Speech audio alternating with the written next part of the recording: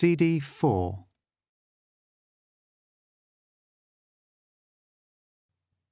And she has never, ever liked me. Jo tried to suppress the thought and filled the kettle with fresh water. The house felt abandoned. The fresh scent of cleaning fluid had dissipated, and it smelled like old linoleum and damp. Dust lay in a film over everything. It was best Honor wasn't coming back here to live right away. She'd never be able to keep on top of it, and she wouldn't like a stranger in our house. Is it going to be any better with her in my house? Jo found a fresh cloth and wiped down the kitchen surfaces, listening for signs of life upstairs. It was going to be a struggle for Honor to get up those stairs. She wouldn't want more of an audience than necessary. The kettle had boiled, and she had wiped down everything, swept the kitchen floor, opened the window to let a bit of air in, and set out a tea tray with pot, cups, spoons, strainer, sugar and milk jug before she heard voices. She rinsed and folded the cloth, hung it to dry, and put the kettle on to reboil before she went upstairs. Lydia had brought a chair for her grandmother from the living room and was standing beside her taking instructions about what Honor wanted. She was smiling, nodding patiently, and Jo felt a wave of love for her daughter. Honor, on the other hand, was pale, and her face was shiny with sweat. Jo bit back an exclamation of concern, knowing it wouldn't be welcome, and went to the car to get the flask of milk and the biscuits. It took her fewer than 10 seconds to climb the stairs to the front door. It had taken Honor nearly 20 minutes. We are doing the right thing, she told herself again. Just sit there and relax, she said to Honor, as chirpily as she could, and Lydia and I will have everything packed in no time. She held up a flask. I brought some milk. I'll make you a lovely cup of tea while you wait. You've probably been dying for a decent cuppa. Tea is just about the only palatable thing that the NHS can make. I'll be back in a tick. She made the tea properly, warming the pot, measuring from Honor's canister of loose tea. At home she dunked a tea bag, but she was going to have to make an effort now. She put the canister on the table in a prominent place to remember to take with them. It would be a comfort to Honor to have the tea she was used to. When she brought the tray up, Honor looked a bit better. My father bought this house, she said to Jo. I've lived here for most of my life, except for my time at Oxford. I don't like to think of it empty. Well, it's not for long. She put the tray on the hall table and poured the tea. As soon as you're healed, you'll be back home. Now, what do you need us to pack? I've written lists. Honor gave her a folded piece of A4. This is what I need from my bedroom. Lydia is doing my study. No problem at all. Where? Honor began, and then she paused. Jo, who had never witnessed Honor lost for words, put the milk jug down. What happened to the blood? Honor gestured at the floor in front of her chair, the path into the living room. Her hand, lined with veins, was shaking slightly. Oh, I cleaned it up when I came to fetch some things for you for the hospital. You shouldn't have done that. Of course I should. You wouldn't have wanted to come home to that mess. I still see it, Honor muttered. Like I still see Stephen. She was gazing fixedly at the floor, the way she'd stared out of the windscreen of the car earlier. Jo had the distinct impression that those words had not been said for her to hear. I'll just push this table closer so you can reach the tea tray, Jo said, and I'll make a start. She fled upstairs, as she'd fled downstairs before. The list was long and comprehensive. It was written in a round, smooth handwriting. Not Honor's, so Jo assumed a nurse had helped her. She began to take clothes out of the chest of drawers and wardrobe, folding them neatly on the bed, ready to be packed into a suitcase once she'd fetched one from the loft. It was when she was holding up 2 blouses, wondering which one was the white with short sleeves one that Honor meant, and deciding to pack both of them, that she saw it. It had been there all along, of course. It just happened to be framed between the two blouses as she held them up, and her eyes, tricked into looking in that direction when she'd been training them not to, caught on it and held. It was a photograph of Stephen.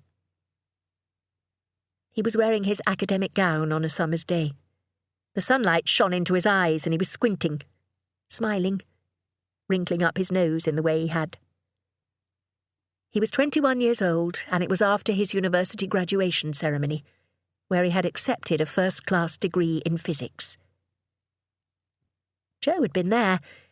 She'd been standing to one side, out of shot, as Honor took the photo. She'd been holding a bottle of champagne. As she stood here, now, in Honor's room, she could feel the cold neck of the bottle, the drops of condensation on her hand, the sunshine on the top of her head, her new shoes rubbing on her foot, bringing up a blister on the heel. "I still see Stephen," Honor had said.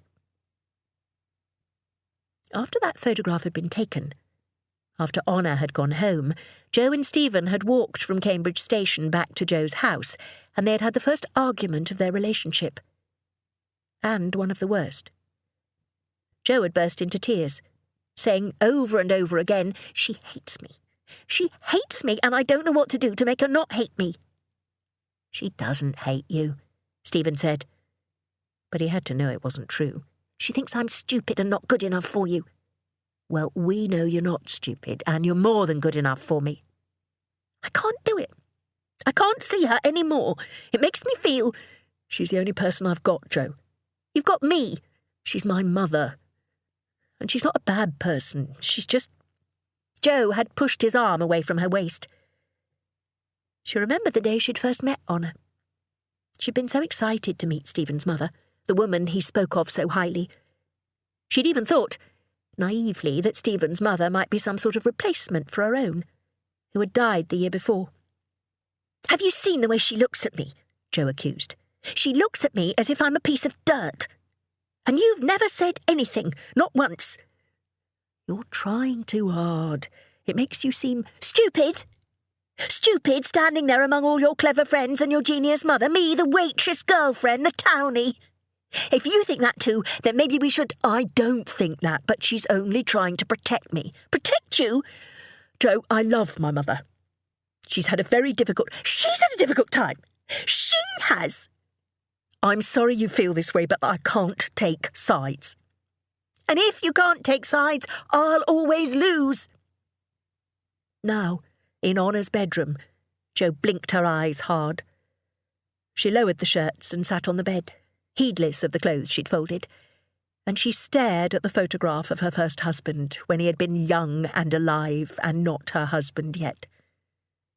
In her memory she heard her own voice, tear-choked and hysterical, the angry words she hardly ever spoke. She had desperately hoped that their love would make her his equal, that if she just loved well enough and deeply, that everything would turn out for the best, that they would all be a happy family. Humiliation had crushed her when Honor, raising her camera, had asked her to step out of the shot, please. She rubbed the fourth finger of her left hand with her thumb. There now. That was 20 years ago. A lifetime. And now here she was, with Stephen gone, and her packing Honor's things so that she could take her home with her. They had lived through that photographed moment together, the three of them, Stephen and Jo and Honor, and they all had different memories of it. And now it was frozen, and nearly all of it was gone. A husband lost, and a son. Only Jo and Honor were left. Perhaps they had more in common than Jo had thought. "I still see you too," Jo murmured to the photograph. She got up from the bed and she touched it, her finger sliding across cool glass. She took in the details of Stephen's face. Not the things he shared with Lydia that she saw every day, the wrinkled nose smile, the hazel eyes, the attached earlobes. But Stephen. how he looked, the facts of his face. She thought about him almost every day, but it was easy to forget the reality of him. How he had once been here, the most important person in her life. They had been so young. They had learned how to love together. And Stephen had never taken sides, no matter how many times she asked him to. And Lydia was right. For all its obstacles and shadows, for all of the secrets she'd kept, it was real love. The kind of love you only found once. She traced his hair, his chin, his neck, and then she went back to packing Honor's clothes. Chapter 13. Honor. Her former daughter-in-law lived with her 3 children in an ugly new house on an ugly commuter estate where all the roads, in some unfathomable quest for intellectual cachet, had been named after English poets. The house on Keats Way was brick and ostentatious, faux Georgian on the exterior, but entirely modern inside. The kind of house that had 2 cars parked in the drive, one of them invariably a Range Rover, one an Audi or BMW or Mercedes. The neighbours were all white, and there were no churches or mosques or synagogues or libraries, but there was a Waitrose and several chic coffee shops and florists and even a cupcake bakery in the specially built shopping precinct. Honor did not come here often, and when she did, she could not help inwardly reciting Keats's Ode on a Grecian Urn. The people who built this estate had very little, if any, sense of beauty, or truth, or irony. "Here we are," said Jo cheerily. "Home at last." It wasn't home for her. Nothing would be where she could find it. Her belongings would be sparse and few. There would be children underfoot and unexpected clutter. And she would be dependent on Jo. Every move would be subject to scrutiny. She wouldn't be able to hide. Pain flared in her hip as she lowered herself from the car onto the drive. Jo hurried to supply her cane. Lydia started unloading the boxes of books she'd packed, going ahead of them into the house. Honor's feet crunched on the gravel, and her cane shifted as she moved. Her foot caught on the door jamb and she stumbled, catching herself on the doorframe. "Honor, are you all right?" Jo was, of course, right behind her. "I am fine." She lifted her foot exaggeratedly over the small obstacle. Inside, the air was cool, and there was a strong scent of paint. "Your room is straight through there, but why don't you relax in the family room for a little bit while Lydia and I unpack for you?" "I can unpack," Honor said quickly. "But we're happy to do it, and you must be tired." "I want to be able to find things." She remembered the house well enough from her rare previous visits to know that the door to the room she had been given was straight across the hallway, past the stairs. Jo accompanied her there, talking the entire time. "It's got its own ensuite and its own door to the garden. Hopefully it will be quiet for you, not too noisy from the children." "You can hear everything going on in the kitchen," Lydia told her, passing by, presumably on her way back out to the car. "I've been woken up every morning for the past 4 years by Mum putting the kettle on. Sorry." "It's not that noisy, is it, surely?" "Oh, I'm sure Lydia is exaggerating. Anyway, we'll try to be quiet. It's certainly quiet now, with Oscar and Iris with their father." "It might be quiet if you would stop babbling," thought Honor. "Why don't you have a seat here and I'll fetch you some tea? And then we can bring things in and you can tell us where to put them." Honor stretched out her hand to the back of the chair Jo had pulled out for her. "I don't require yet more tea.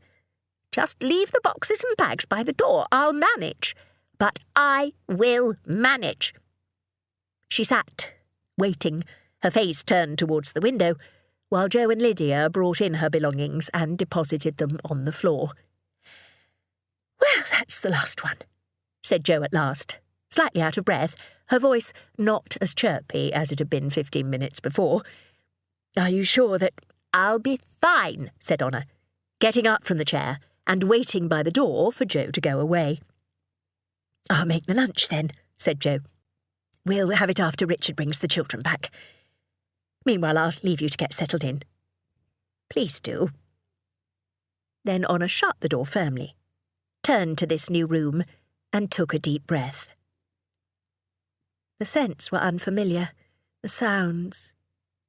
The chair didn't know her body, as her chair did at home. The bed would feel strange. How long would it take her to be able to move around this house as she did her own, knowing where things were, reaching for them without having to think? Would she ever be able to do it? It was foolish to have come here. But what was her other choice? Honor sighed. She found a box of books and dragged it across the carpet to one of the bookcases. Lydia had been correct. From this room you could hear everything that was going on downstairs. Most of the ground floor was taken up by an open-plan kitchen diner with a family room attached. Honor heard Joe pottering around in it, moving saucepans, running the tap. She heard Lydia going upstairs. Slowly, Honor began to unpack her belongings, arranging them as much as possible to mirror the way she had them at home. Her books were her friends. She felt each of them, weighed them in her hands as if she could absorb their much-read contents through touch, and then shelved them according to author. That done, she hung up her clothes, put underwear into drawers. Shoved back in one of the drawers, she touched folded paper. She drew it out and held it up to the light. A paper crane, carefully folded. She balanced it on the top of the chest and carried on unpacking. When she was finished, her hip and head were throbbing, so she lay down on the bed. She had a white NHS bag of pain medication in her handbag, which she tried not to think about. The doorbell rang, and she heard the deep, arrogant tones of Joe's second husband, Richard, along with the Russian accent of his new tramp girlfriend, and the high-pitched voices of the children. Their footsteps scampered all around, accompanied by squeals and bangs and laughter, and Honor thought about toys left on the floor, messes she would not be able to see, little bodies careering into her healing bone. She squeezed her eyes shut tight. Joe knocked on Honor's door. "Lunchtime," she trilled, as only Joe could trill, as if lunch were some great occasion, the likes of which no one had seen before. Honor raised herself from her bed, retrieved her cane, and made her way into the hall and towards the main room, the source of all the noise, and also of the scent of roasted chicken and potatoes. Her stomach rumbled. The food at the hospital had not been good, and she rarely cooked for herself lately.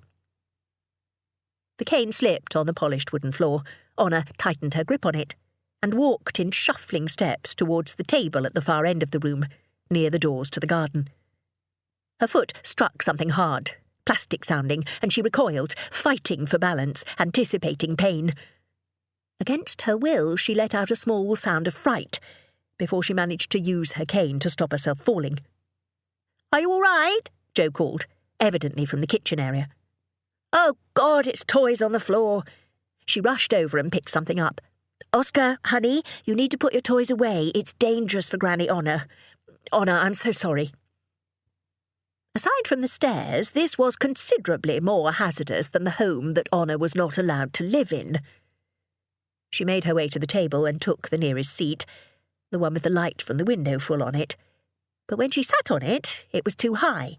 "That's my chair!" cried Oscar, the one who was 3. And it was his chair. It was a wooden contraption, presumably adjustable. Honor manoeuvred herself out of it. "Honor, I've put you next to Oscar." Joe pulled out a chair for her. On her way, Honor collided with Iris, who was chasing her brother around the table. Honor had to grab the back of the chair to stop herself falling over. "Iris," said Joe.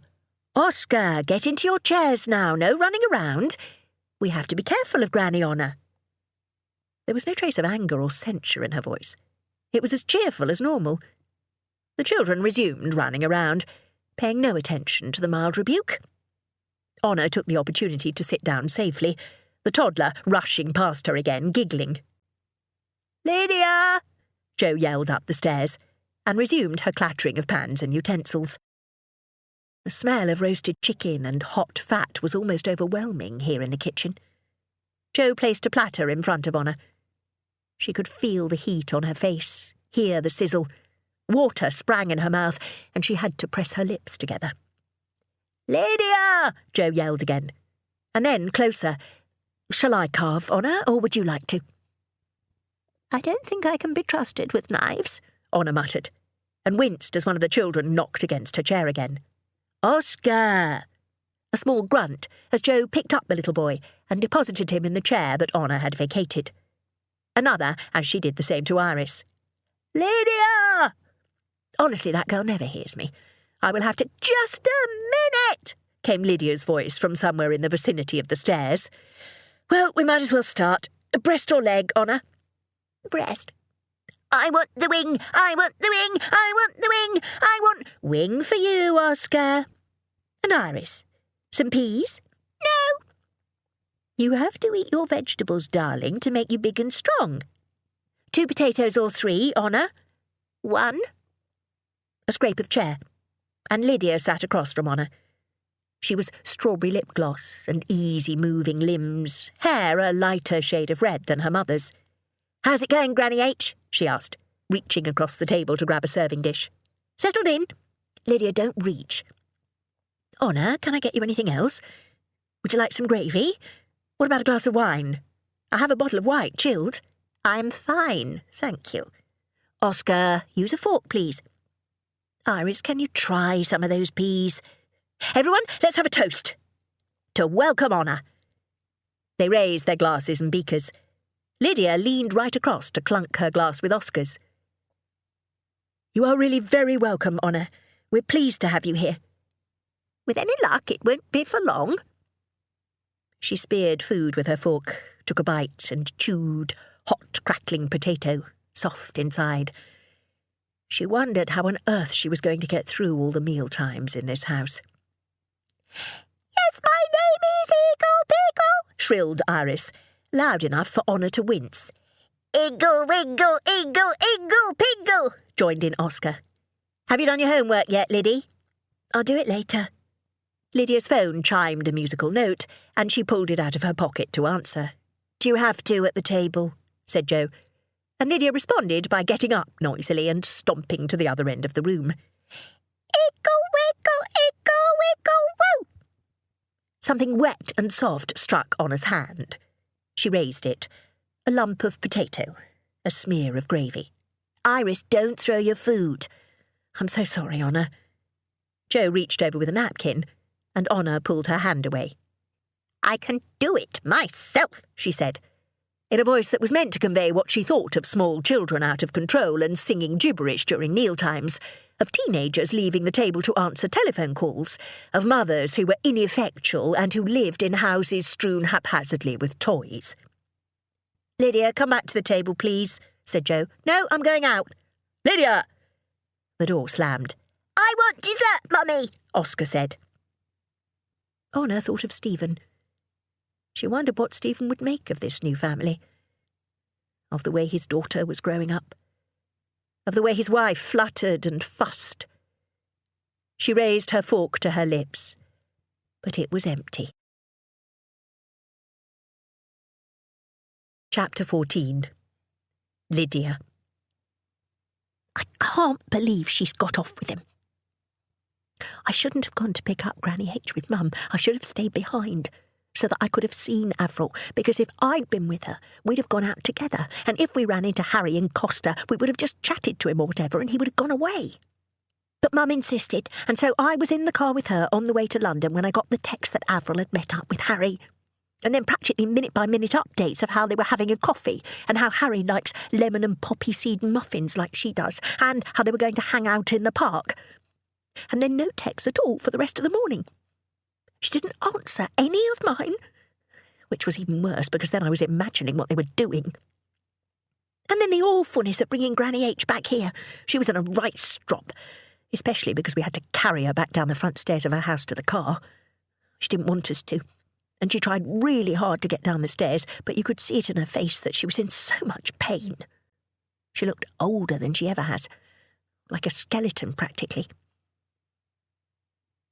I've been looking at my own face in the mirror trying to imagine what I will look like when I get that old. I don't even know if I want to get that old. It must be sort of horrible to feel your flesh almost melting off your bones and have your skin go all slack and wrinkly. I wonder what she sees when she looks in the mirror, if she sees what I see when I look at her, with the wrinkles and the sunken lips and the coarse hairs on either side of her mouth that she hasn't noticed to pluck. Just like 2 or 3 of them, but still. I wonder if she sees that, what she's really like now. Or if she sees a version of herself from when she was young. Because Granny H was good-looking when she was young. I've seen the pictures. Not pretty like Mum used to be, and still is in a way. She was more dignified-looking. Handsome. And now she's hardly anything more than a collection of bones. I know because Mum and I had to put her into this sort of chairlift hole to get her down the stairs. Granny H was livid about it. But it wasn't a problem for us. She hardly weighs anything. But she held her head up, not looking at us, not looking at anything.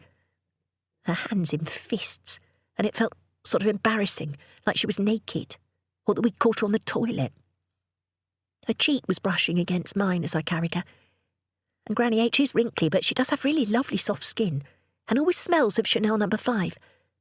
But I couldn't turn my head to smile at her or say something nice because I was too embarrassed. I just helped Mum carry her down to the car, and helped her in, and I got in the back and listened to my music all the way home, which didn't make much difference, as Granny H and Mum weren't really speaking anyway, except for those inane chirpy comments Mum kept making, so that she could pretend that everyone was happy. And no text from Avril. On Monday, she had to sit next to Harry's smug Carter in maths, trying to ignore his smirks in her direction. Lydia bent her head and concentrated more on maths than she ever had before. She'd listened to it all the way to school. What an amazing kisser Harry Carter was, what beautiful eyes Harry Carter had, how Avril and Harry Carter had got Ellie Jacobs, who was in the 6th form, to buy them cans of cider, and how they'd held hands while they were drinking them. How Harry Carter liked The Clash, which was so cool, and how they both really loved the Transformers films, which was an incredible coincidence. Also, again, what an amazing kisser Harry Carter was, and how he'd asked to meet up after school too. Lydia didn't get a word in. She didn't dare to get a word in. But Avril didn't seem to notice. She skipped on her long legs with the rolled-down socks and the rolled-up skirt. Everything about her so familiar, it made Lydia's entire body ache. On Saturday, when Lydia had left her, she'd been curled up in a chair staring at the telly, drawn and worried about her mum. And now she was lighter than air, about to burst with excitement. And Lydia had nothing to do with it. She felt something strike her arm and looked over. "Jealous?" Harry mouthed to her, raising his eyebrows. "Jealous enough to kill you with a stare, you son of a bitch." She rolled her eyes at him and went back to her equations, calculating instead what he had meant. She didn't trust him. Harry Carter was a snake. He couldn't possibly love Avril, not someone like him. The next lesson was geography, and they had a mock, which meant they had to write quietly for the entire time, whilst Mr. Graham walked between their desks. She didn't have any time to speak to Avril before he passed the papers out. Avril used to have a bit of a crush on Mr. Graham, but she hardly even glanced at him today. When Lydia looked over, she was staring into space with this silly expression on her face, as if she were on some sort of drug. When Lydia tried to force herself to write, nonsense flowed out of her pen onto the page. Mr. Graham made them write right up to the bell. Avril was so slow, ridiculously slow getting her things together. "How's your mum?" Lydia whispered to her, and Avril shook her head. "Was she okay yesterday?" Lydia continued anyway, in a low voice when they got out into the corridor, because even though Avril didn't want to talk about it, Lydia did. She wanted to remind Avril that they had secrets together, that Lydia was the person she trusted, the one she could turn to when things went wrong. "Did she tell you what happened?" "It was nothing, all right? No big deal." "You say that, but I know you were worried." Avril turned on her angrily. "I said no big deal." Her phone went off in her handbag, and she dug it out, walking faster than Lydia. Lydia caught up with her in time to see Avril's delight when she read the text. At lunchtime, for once, Lydia picked at her food as much as Erin and Sophie. Avril wasn't eating either. The only consolation was that she'd not yet told the other girls about her and Harry. But was that worse, that Avril was keeping it a happy secret? She kept sneaking glances to the other end of the dining hall, where Harry was sitting with his mates, laughing. Probably about Avril, how easily Harry had bagged her. A ball of misery rose into Lydia's throat, and this was only the start of it. Only the start of a lifetime when Lydia would have to swallow her silly dreams and watch Avril with other people whom she loved more than she loved Lydia. This wasn't what love was supposed to be like. You weren't supposed to lose everyone. Harry glanced up from his conversation with his mates, searching out Avril. He raised his hand, and Avril came to life. She jumped up and scurried over to join him. Erin's mouth was open. "What's going on with Avril and Harry?" "Nothing," said Lydia. "Clearly it's something." "Don't you know? Aren't you two like joined at the hip?" Lydia screwed up her sandwich wrapper and began tearing it into pieces.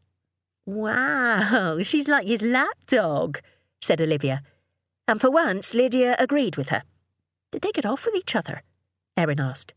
"You must know." "I don't want to talk about it," Lydia snapped before she could think, before she could plan what wouldn't give her away. "Oh," tittered Sophie. "You're jealous, aren't you? Wishing you hadn't blown your chance with him." "Is it all right if I sit here?"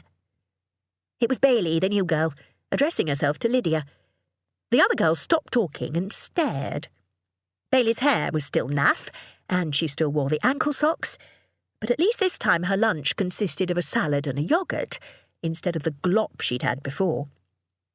"What I mean is," said Bailey, "is this seat taken?" It was Avril's seat. "I won't talk to you or anything if you don't want me to," Bailey added. "I just need somewhere to sit and eat." It was that, the offer not to talk, the straight-out acknowledgement that she didn't fit in and that she was resigned to it, that got Lydia. She moved Avril's books to one side, clearing the table space for Bailey. "Knock yourself out," she said. Erin leaned over. "She's got a crush on you," she crooned into Lydia's ear. Lydia rolled her eyes. Across the dining hall, she heard the silvery sound of Avril's laughter. Chapter 15. Joe. "I spy with my little eye something that is green." "Tree." "No." "Flower." Oscar hung on to the side of the buggy, jumping up and down.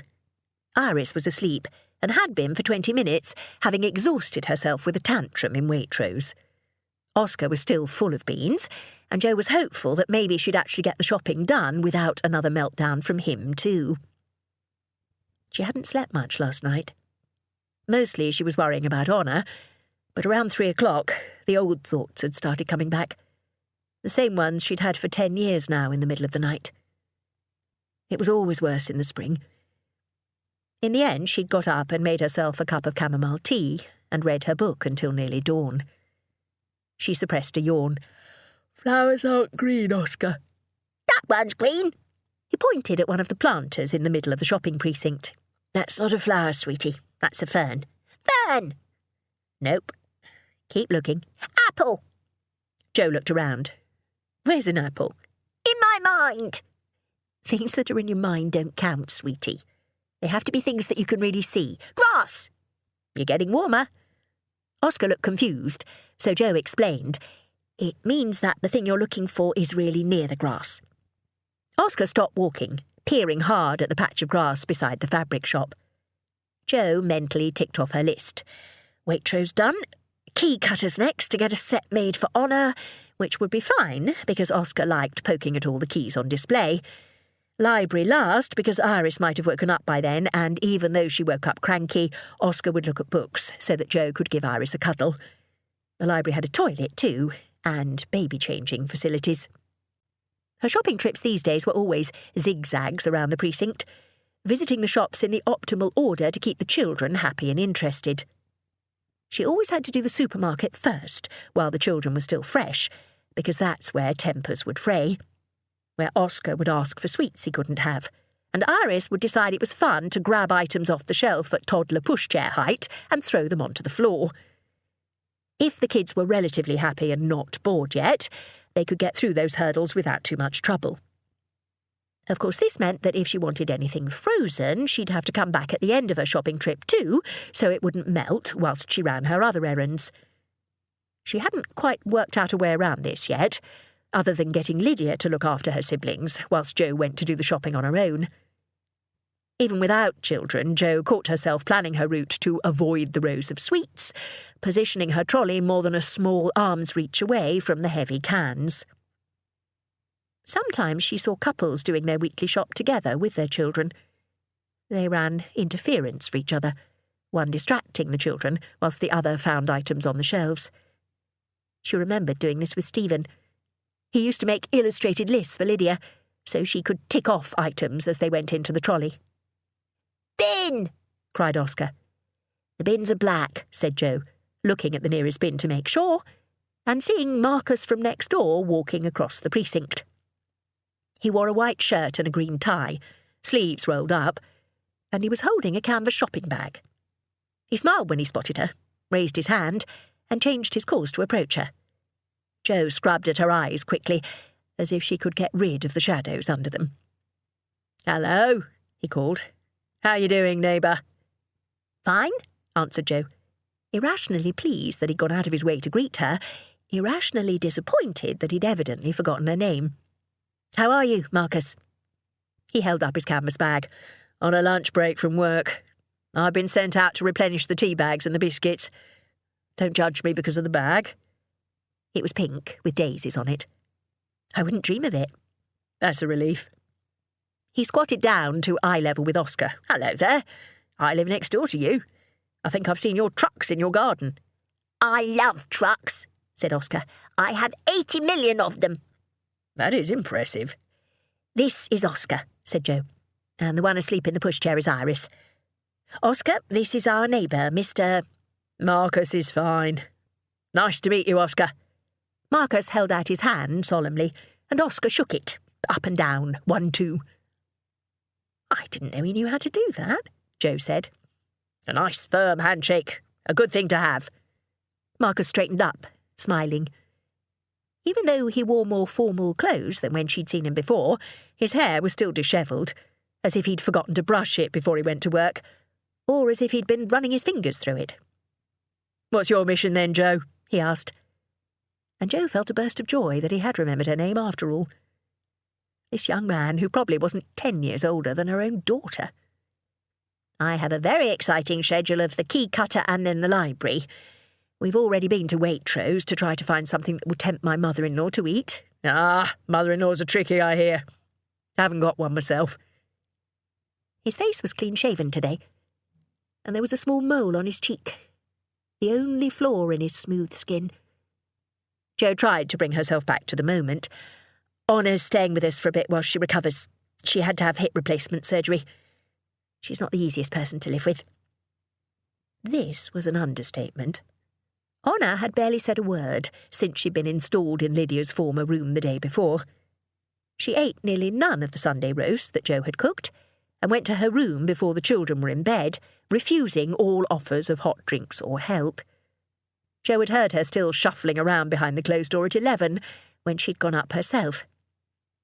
This morning, Honor had been up before Jo had come downstairs with the children. Jo had found the kettle hot, and a plate with toast crumbs in the sink. "She doesn't really want to spend any time with us," Jo heard herself saying. "She stays shut up in her room. She doesn't even look at you directly. She sort of stares over your shoulder all the time, even when she's speaking to you. As if eye contact is too much trouble." "Sounds like most teenagers I know." Jo laughed, as much because of his sunny grin as what he'd said. "I don't know what to think," she confessed.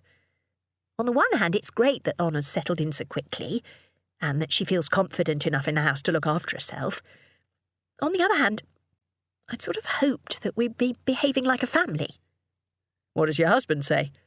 Oh, Honor is the mother of my first husband, who passed away. I'm sorry.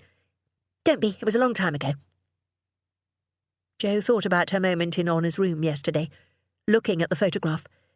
The moment in Waitrose just now, watching the couple. Lying in bed awake last night. She hurried on. I had Oscar and Iris with my second husband. He must be very special to put up with a mother-in-law who isn't even his. He doesn't have to put up with her. We're divorced. Oh. He didn't add anything, or do anything, just stood there politely. Because she'd been stupid enough to basically tell him in the middle of the shopping precinct, with her 2 kids in tow for heaven's sake, that she was single and available. So about... he began at last. Anyway, she interrupted, before he could say he needed to get going, make his excuses, and embarrass her further. I'm sure that you don't want to hear my entire history in the street lamp, yelled Oscar. They both looked at the little boy, who was jumping up and down and pointing at a street lamp in the middle of the patch of grass, as if it were the most exciting thing in the world. What's that, mate? Said Marcus. Street lamp! The street lamp is green, Mummy. Is that it? Yes, it is, darling. I spy, she explained to Marcus. Your turn, said Oscar, turning to Marcus. You guess. All right. Don't you... I mean, please don't feel that you have to play a game with him. I know you're on your lunch break. Already had my lunch, said Marcus. And the world won't collapse if people don't get their tea and biscuits in the next 5 minutes. Lay it on me, Oscar. I spy with my little eye something that is brown. Marcus put his finger on his chin and gazed around them. The ground? No. The bank? No. The sky? The sky is blue. Oscar was beaming, his shoulders thrown back in the way he did when he was being bossy. So it is. Your mummy's hair? Marcus caught Jo's eye for a second. No, your mummy's hair isn't brown, it's more... auburn. Ginger, said Jo. Auburn, affirmed Marcus. Let me see, then. Not the ground, or the bank, or the sky, which is blue, or mummy's hair. How about... my shoes? Yes, cried Oscar. Brown shoes. Good work. You nearly got me there, mate. He exchanged a high five with Oscar and straightened up. You're good with children, she said. I've got a nephew about his age. He hesitated, and Jo jumped in. Well, we've got to get these keys cut before Iris wakes up. Nice to see you again, Marcus. Nice to see you too. And nice to meet you, Oscar. I'll make Iris's acquaintance later. Jo, I was... He ran his free hand through his curly hair, making it stand up a bit more. I still owe you that cup of tea. Oh, yes, that would be another opportunity for me to gawp at you and make a fool of myself. Nice. Great. Come by any time you're free. I'm number 36. He glanced at his watch. I'm sorry, I really have to go or I'll be late. He walked away, backwards, holding up the pink daisy bag. I'll even throw in a biscuit, he called, and turned and loped off at half a run. Jo watched his easy stride, his graceful body, until he was out of sight. Chapter 16. Honour. When the house was deserted, it was much quieter than her house in Stoke Newington. Traffic was sparse. The passing cars were well serviced and full of children. Honour had nothing to do. No household task, no research to complete, no errands she was able to run. Before she had gone out, Jo had brought her a flask of tea, a plate of biscuits, and another plate of sandwiches, covered with cling film, accompanied by an apple and a banana. They all sat, untouched, on the small table near the comfortable yet not too soft armchair that Jo had also arranged for her specially. She had also arranged a grabber, a sort of pincer at the end of a stick controlled by a handle. It was to allow Honour to pick up things without getting out of her chair or bending down. This was the radius of her world. What she could see from the edges of her eyes, what she could reach with the end of a stick. Honor stood and walked with her cane out of her bedroom into the empty house. She had carefully flushed all of her pain medication down the toilet in the ensuite. The pain was bearable, or she would make herself bear it. The doctor had assured her that it would abate, day by day, as her wounds healed. He had also told her to be as active as possible. You want to use that joint to strengthen it, even though it will be hard at first. Only be careful, we don't want you falling again. The condescending we. At least Joe didn't use that particular construction. Honor was more grateful for that than the room, or the grabber, or the carefully prepared food. She made her way across the slippery floor, using the cane, across the kitchen to the door leading to the garage. Here in the semi-darkness, in the scent of oil and concrete, in the open space abandoned by the too large car, was something else she was presumably meant to be grateful for. In the shadows it hunkered like a large, clumsy insect, a misshapen beetle, perhaps. It had arrived this morning, in the back of a van that beeped as it reversed into the gravel drive, and Joe and the children had harried Honor outside to marvel at it. "Scooter!" Oscar had cried, jumping up and down, running with that never-ending supply of energy. "It's a scooter, Ganny H! And it's purple!" The sunshine was dazzling. Honor could see squat wheels, a flash of purple. "You got me a mobility scooter.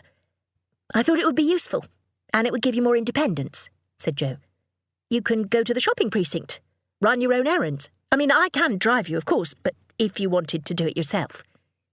"How much does one of these cost?" "I rented it. You can have them by the week. It's not as good as your bicycle, but—" "I'm not certain that this is—" Honor was surprised to feel a small, cool hand slip into hers. Oscar tugged her towards the scooter. "Come and ride it, Ganny H!" At a loss as to what else to do, she went with him. "This is the seat here," he told her, pointing. "And this is the start button. Can I press it?" "No, Oscar, it's Granny Honor's scooter, not for little boys," said Joe. Honor could not see the start button, but Oscar impatiently put her hand on it. "Press it!" he insisted. So she did. The scooter came to buzzing, vibrating life. Oscar whooped in delight. "I want to ride!" he cried. She shut it off. Oscar made a disappointed noise. "I'll put it in the garage for now," said Joe, cheerfully, but Honor could hear her disappointment. Yet another thing Joe had done that Honor was meant to appreciate, and did not. Now, hours later and alone, Honor approached it. She put her hand on its smooth carapace. For a moment she thought about getting on it, pressing the button, trundling out onto the pavements of Woodley and, somehow, guided by intuition perhaps, making her way at 4 miles per hour, metre by metre, down Keats Way, across Tennyson Street, out of the regimented blocks of suburbia to the jumbled streets of London, back to her home. There had been a film about that, hadn't there? An elderly person taking their destiny into their own hands. She snorted. She was not an inspirational film. She was a woman. Once she had been a daughter, an academic, a lover, a reader, a mother. Object of pity, object of desire, subject of scorn. Now none of those. Only a woman. Another old lady, useless, irrelevant, and invisible. This scooter did not give her freedom. It represented her limits. It also meant that Joe had not guessed her secret. It had started nearly a year ago, when the words began to jump. She had been reading a sentence, and it shifted on the page. A word leapt, changed position, suddenly higher than it had been before. She retraced her reading, back to the beginning of the sentence, reassuringly solid and black next to the white margin, and started again. And in the same place, the sentence bucked up, as if it had become detached from the page, as if it had become capricious. And then the word after, and the word after, until the tail end, the right margin, where the words lay still again. She tried the next line, which lay still near the margin and then jumped in the middle, mid-phrase. Again, on the next line, the next paragraph, the next page. She put down her book and rested her eyes, rubbing her forehead. It was evening and she was lying in her bed with the reading lamp on. It was a hardback edition of Anna Karenina. The pages were soft from the touch of her fingers. With her eyes closed, she could visualize the page she had just tried to read. She could see the sentence that had moved, as it should be, rock solid and reassuring. If she opened the book on her lap, she would be able to put her finger on it without even looking, because words did not move. Their meanings might shift with time and experience, translation and context, literary theory and fashion. But words themselves did not judder on the page like clumsy dancers. For her entire life she had read whilst walking. Physical movement helped her think. She enjoyed reading as a passenger in a car or a train or an aeroplane. She had occasionally opened a book and snatched phrases from it whilst she was riding her bicycle, steering with her knees, listening for obstacles. She liked the feeling of the world moving around her, whilst her words stayed solid and safe and true. Honor thought of the sentence she had been reading. They have no conception of what happiness is, and they do not know that without love there is no happiness or unhappiness for us, for there would be no life. She opened the book and put her finger on it by feel, without looking. She pictured the sentence in her mind. When she opened her eyes, the words danced.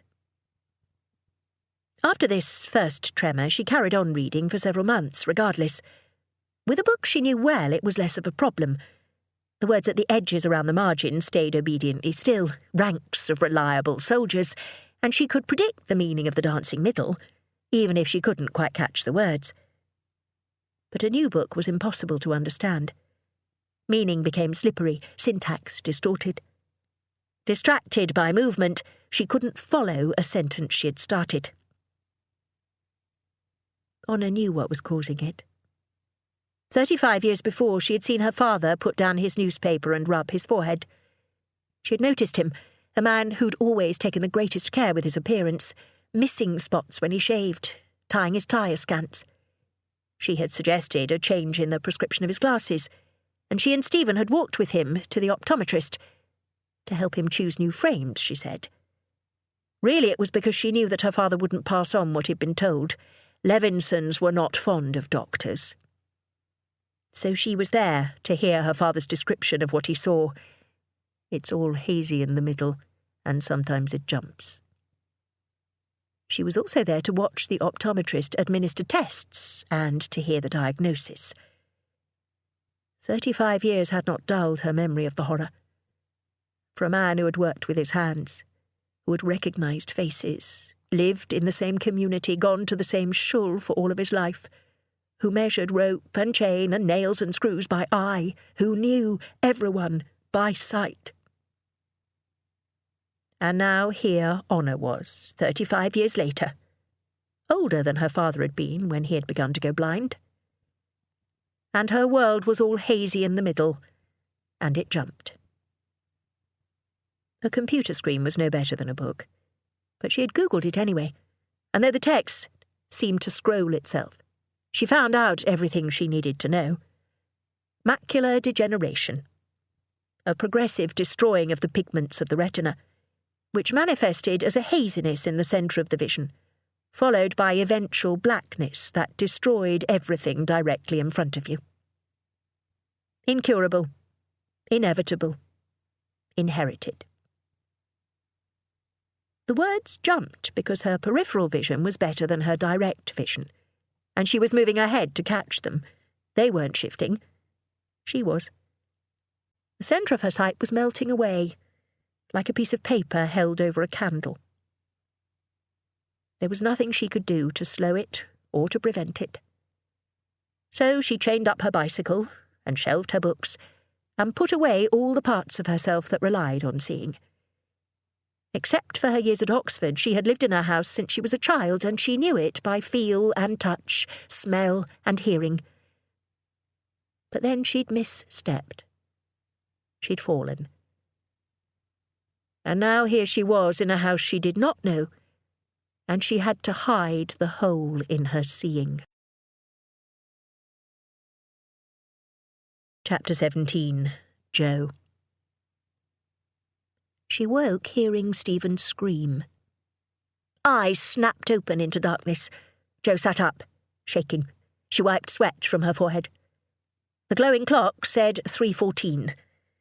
She was here, in her house, in the king-sized bed, alone, with her children sleeping around her, Stephen's mother sleeping downstairs. The scream had only been in her mind. She still heard it. She pushed off the duvet and swung her feet out of bed. It was still only April. This was early. The anniversary wasn't till June. Jo knew from experience that she had to get up, make herself a hot drink, find a book to read or a television programme to watch, or else she would keep thinking about it. About Stephen's last moments. About what he had seen. How he had felt. The fear that must have ripped through him, his most secret feelings coming to life as he died. His hands scrabbling at nothing. His glasses falling off his face. The police hadn't returned them to her. They must have been smashed. She had given the undertakers his spare ones, even though the casket was closed. Even though he had no use for them. What had Stephen seen? Jo bowed her head into her hands.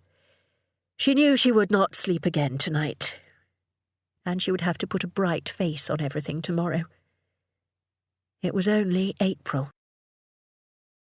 Jo knocked on Honor's door. Yes, she answered from inside, and Jo tentatively opened it. Honor was sitting in her armchair with a thick book in her lap. She seemed to do very little else. Oscar and I have made some green fairy cakes. I brought you one with a cup of tea. She brought the plate and cup over. Honor glanced at the fairy cake, green sponge with a green splodge of icing, nodded once, and turned her attention back to her book.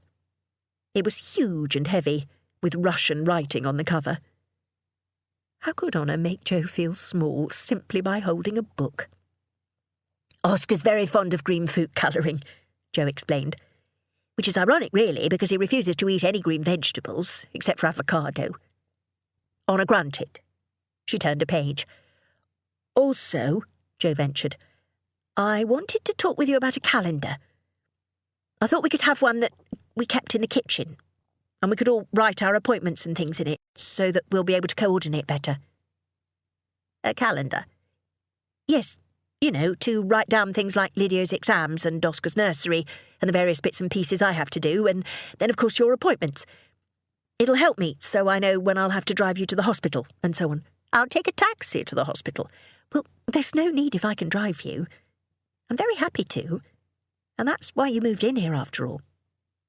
Honor looked at Jo, in that odd way she had of actually looking over Jo's shoulder instead of meeting her gaze. It was an extra slap in the face. I thought it would be easiest and central if we put it up on the cupboard door near the fridge, for example, Jo added. Also, it would save awkward conversations like this.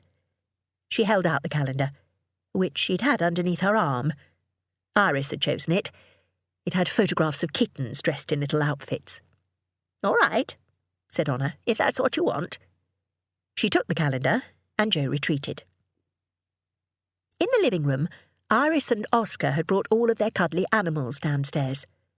Both of the children had green faces and fingers, and there were suspicious smudges on the pelts of the toys. Are you ready to go outside for the tea party? Jo asked them. No, Iris agreed, squeezing Irving, her pink elephant, who she slept with every night. Underneath the tree, Mummy, ordered Oscar. Underneath the tree sounds perfect. You bring Irving and Mr. Diddy outside and choose the spot, and bring the others outside too, and as soon as I've hung out the sheets, I'll be right along with some more cake. She brought the laundry basket of bed linen outside, where she could watch the children arranging their animals in a wonky circle amidst the fallen blossom, while she hung the sheets on the line. Sunshine and children were the perfect antidote to a sleepless night. Oscar and Iris trotted back and forth from the house to the tree, fully absorbed in the task. She watched Oscar's sure-footed, sturdy tread, arms and legs pumping, Iris's springy wobble, curls bobbing. When did they lose that childish way of walking and settle into a grown-up stride? She tried to think back to Lydia, and couldn't remember. She remembered how Lydia used to walk, fast, recklessly, heading hell for leather for the nearest obstacle and only veering aside at the last minute. And she knew how Lydia walked now, with her long legs and her unconscious grace, as if any moment she would break into her effortless run. But she couldn't remember the transition from child to woman. She'd been too busy carrying on with life to take notice. It was sad. She must remember not to miss it with Iris and Oscar. Sheets hung. She brought out a fresh plate of cakes and a teapot full of squash and settled herself on the grass next to Irving. "Tea, Mummy," said Iris. She lifted the teapot and dribbled squash down her front. "I'll do it," said Oscar, taking the teapot and carefully pouring a plastic cup full of squash. He handed it to his sister, who said "No," and slopped more squash on herself, taking a drink. "Good pouring, Oscar. Will you pour some for me, too? And all the animals? And, Iris, do you want to make sure everyone has a cake?" Jo brushed a petal from her hair and watched her children, busy and happy in the sunshine. She had memories like this of her own mother. In fact, if her mother were still here today, she'd be out on the grass too, drinking from a teacup full of squash. She wouldn't let her pain stop her from spending time with her grandchildren. Like Jo, she knew that these moments didn't last forever. Jo took a bite of green cake and held up the rest of the cake to Irving the elephant's mouth so he could take a bite. She looked up just as Honor came out of the back door. Jo got up and hurried over to her so she wouldn't have to walk across the garden. "Here you are." Honor held up the kitten calendar. That was quick. Jo took the calendar and glanced at it. Honor had written on it, in her bold, spiky handwriting, "Oh, there's something already in for today. It's my appointment. 2 o'clock?" It was nearly 1:30. She'd been looking forward to half an hour or so of playing, and a relaxing afternoon of not having to haul the kids anywhere. Now she'd have to clean up the kids and herself and get them all into the car in the next 10 minutes if she was going to get there in time, especially with Honor's current slow pace. And Iris usually started her nap at 2. She'd been hoping to get Oscar down then too, because he'd been running around all morning. She'd tentatively planned an hour with the kids asleep to catch up on the laundry. Or maybe even a cup of tea and a book, if she got another load of bed linen hung out quickly. She could use the dryer, of course, but she was trying to save electricity, the bills. "Yes," Honor said, "it's at 2. "But you never told me, Honor." "I was going to take a taxi." "As I said. I'll ring one now." No, of course not. "Iris, Oscar, we have to get cleaned up and go for a trip in the car." "No," said Iris, stamping her foot. Oscar's face fell. Tears were imminent. Honor had taken her own phone out of her pocket. "You can't call a cab," Jo told her. "It'll never get here in time. It's not like London, where you can grab a passing one. They take a little while to turn up." "No," muttered Honor, "it's nothing like London. I'll drive you, it's not a problem." Maybe Iris and Oscar would fall asleep in the car, and Jo could read her book in the car park, while she waited for Honor to be finished. But the sugar in the cakes and squash took its toll. Oscar and Iris sang Old MacDonald at the top of their lungs all the way to the hospital, while Honor gazed stoically out of the window. Jo wanted to join in. She loved singing with the children, making all the animal noises, but Honor's expression stopped her. And then she was angry at herself. Why shouldn't she sing with her children? There was no place to park near the entrance, so Jo had to drop Honor off. "I'll find somewhere to park and take the children to a cafe or a playground," she said to Honor through the rolled-down window. "Just text me when you're finished and I'll pick you up right here." Honor nodded and started off. "And get someone to give you a lift to orthopaedics in a wheelchair," Jo called after her. "Or one of those golf cart things." End of CD 4. CD 5.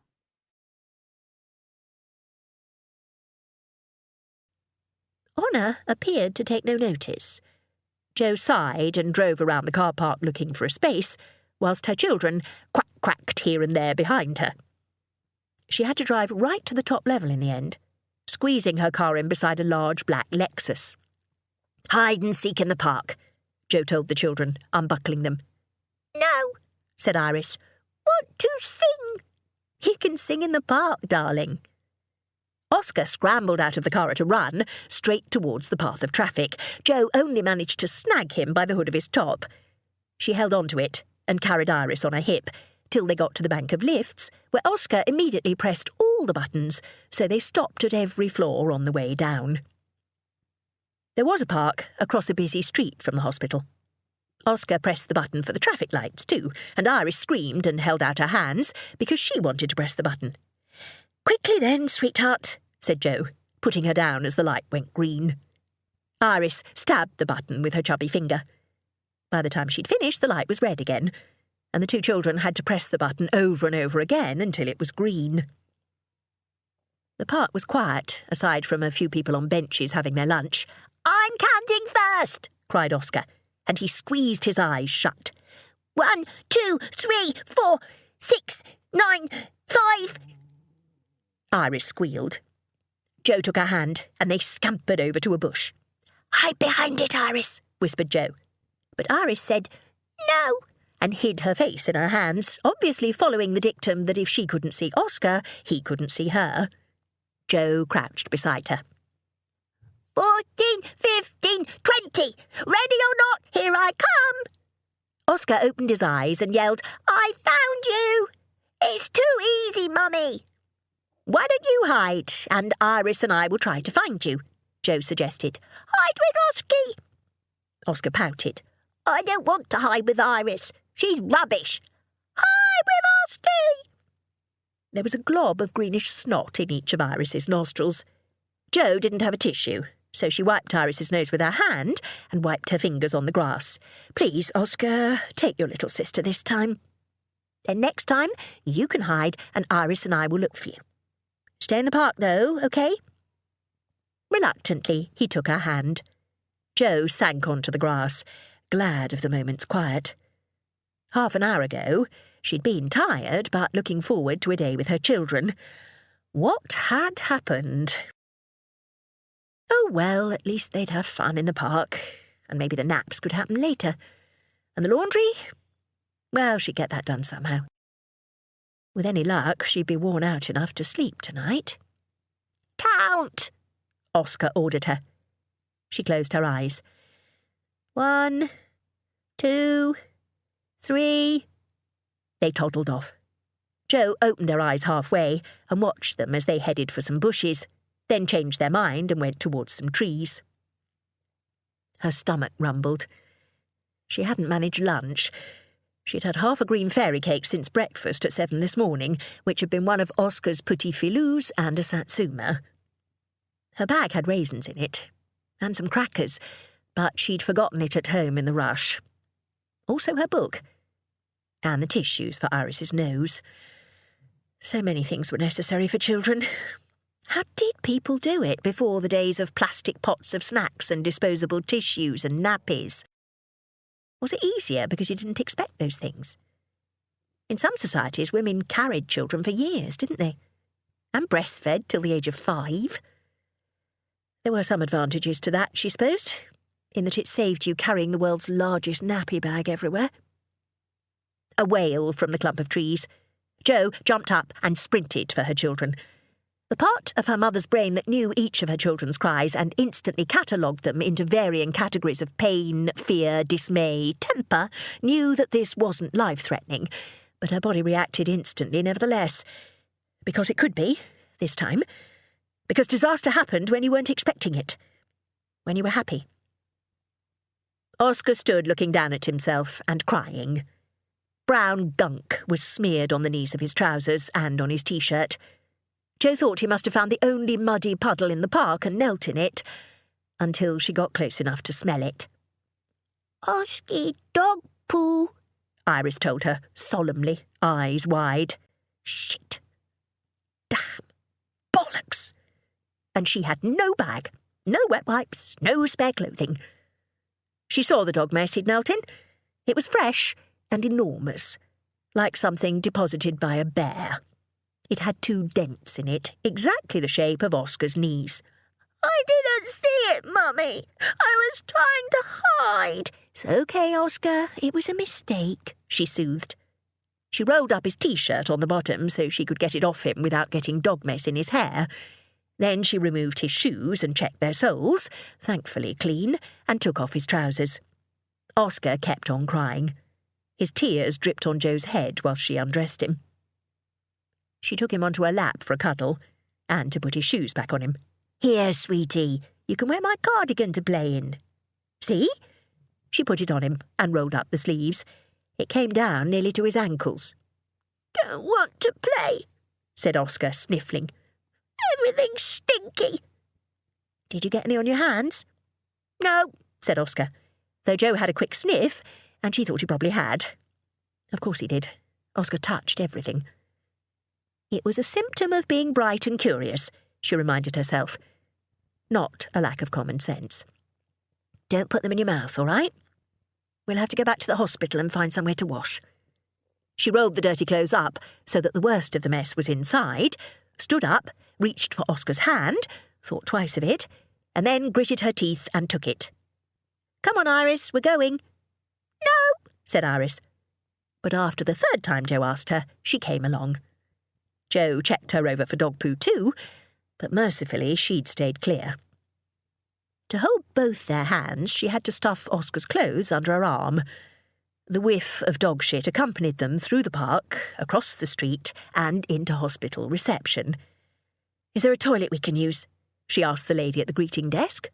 She wrinkled her nose and pointed down the corridor.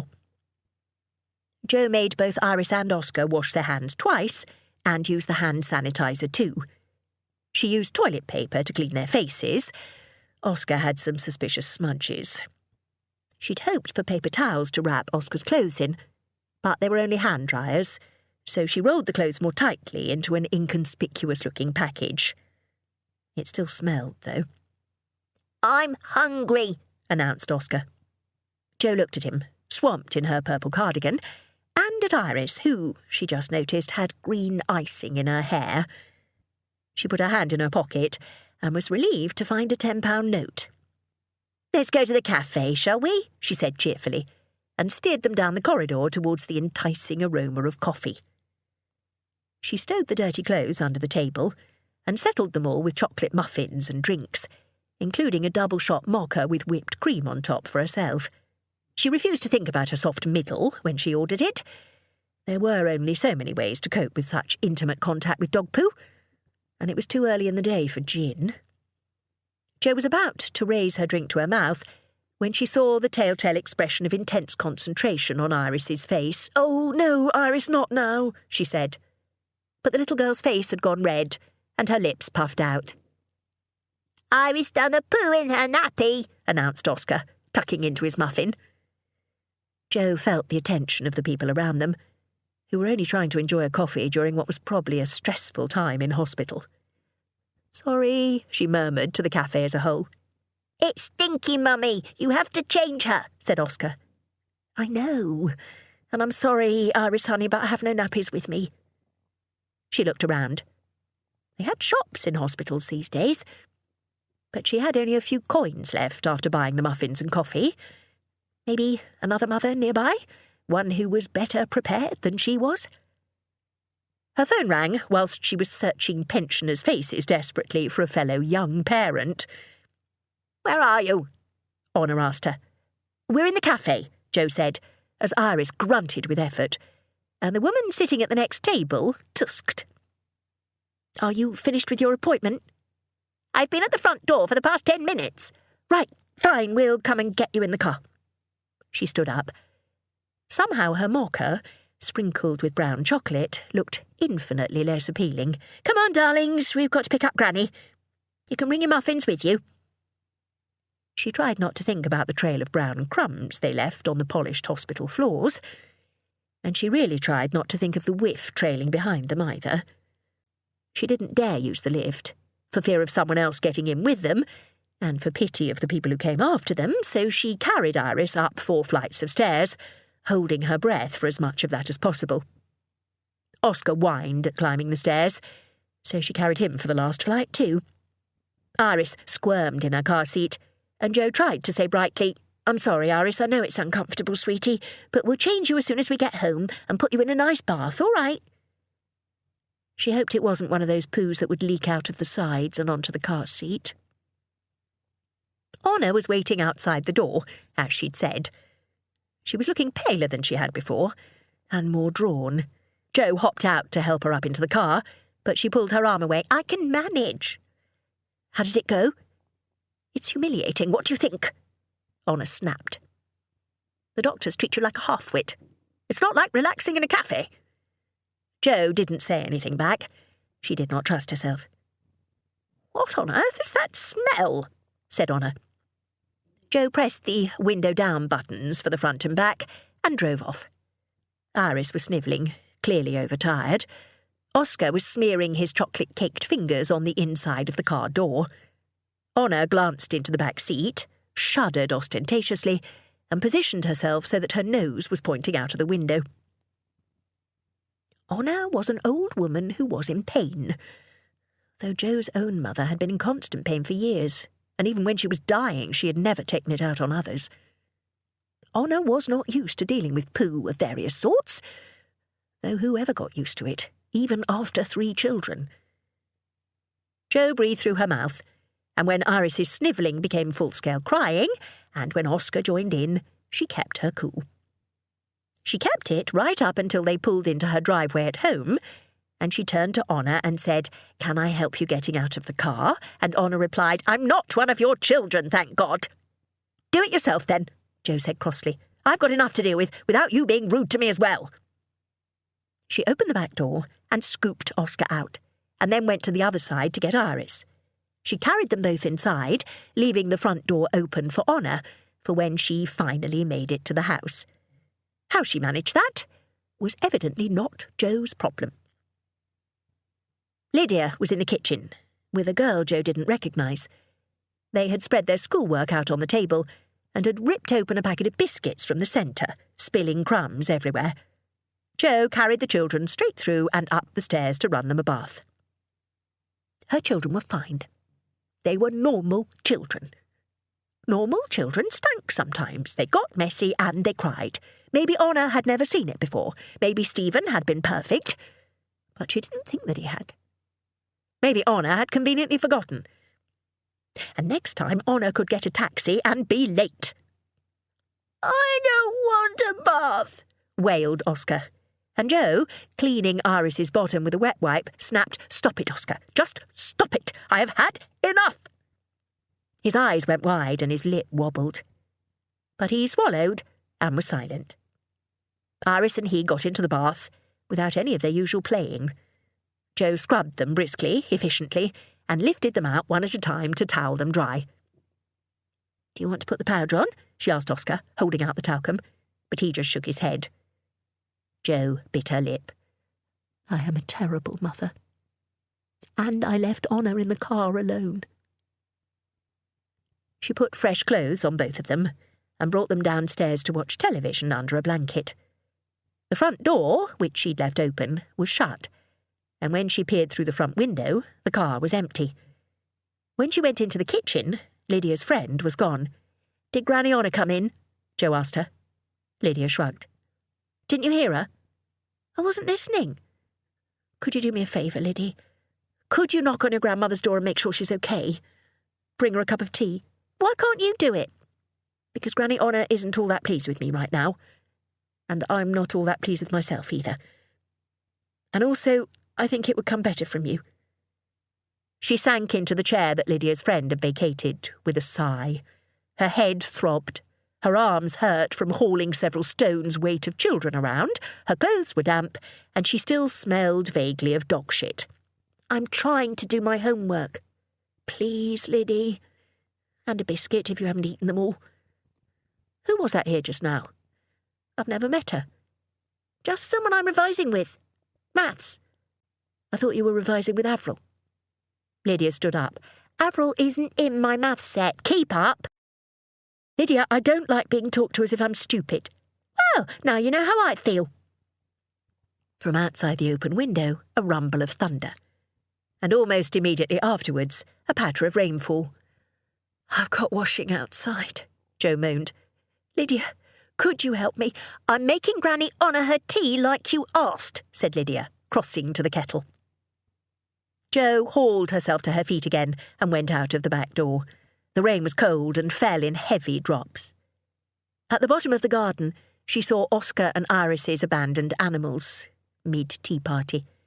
She ran to them and began to pick them up, muttering to herself out here where no one could hear her about her daughter, her mother-in-law, about how sometimes she wanted another adult around just to share things with, someone who could see the funny side of her close encounters with Pooh, and how she had left a disabled elderly woman in a car alone. "Someone left the cake out in the rain." Jo started, her arms filled with damp fur. Marcus was standing on the other side of the hedge, pointing at the plate of green cakes left on the grass. He was wearing a blue shirt this time, the sleeves rolled up, and no tie. The rain spotted his shirt and landed in his hair. "Sorry," he said. "I've always wanted to say that. Can I give you a hand?" She thought of trying to make an excuse, so he wouldn't feel obliged, but he was already stepping through the gap in the hedge and scooping up animals. "Thank you," she said. "We were having a tea party, but we had to abandon it." "No problem at all," he said. "Do you want me to do this and you can get the sheets in?" The rain was falling harder now. "Thank you," she said again, and she ran for the washing line. She unpegged one sheet, which she flung over her shoulder, and started on another. Marcus ducked under the line, his arms full of animals. "Put the sheet on top here," he said, gesturing with his chin. "I'm guessing the animals are more precious than the sheets."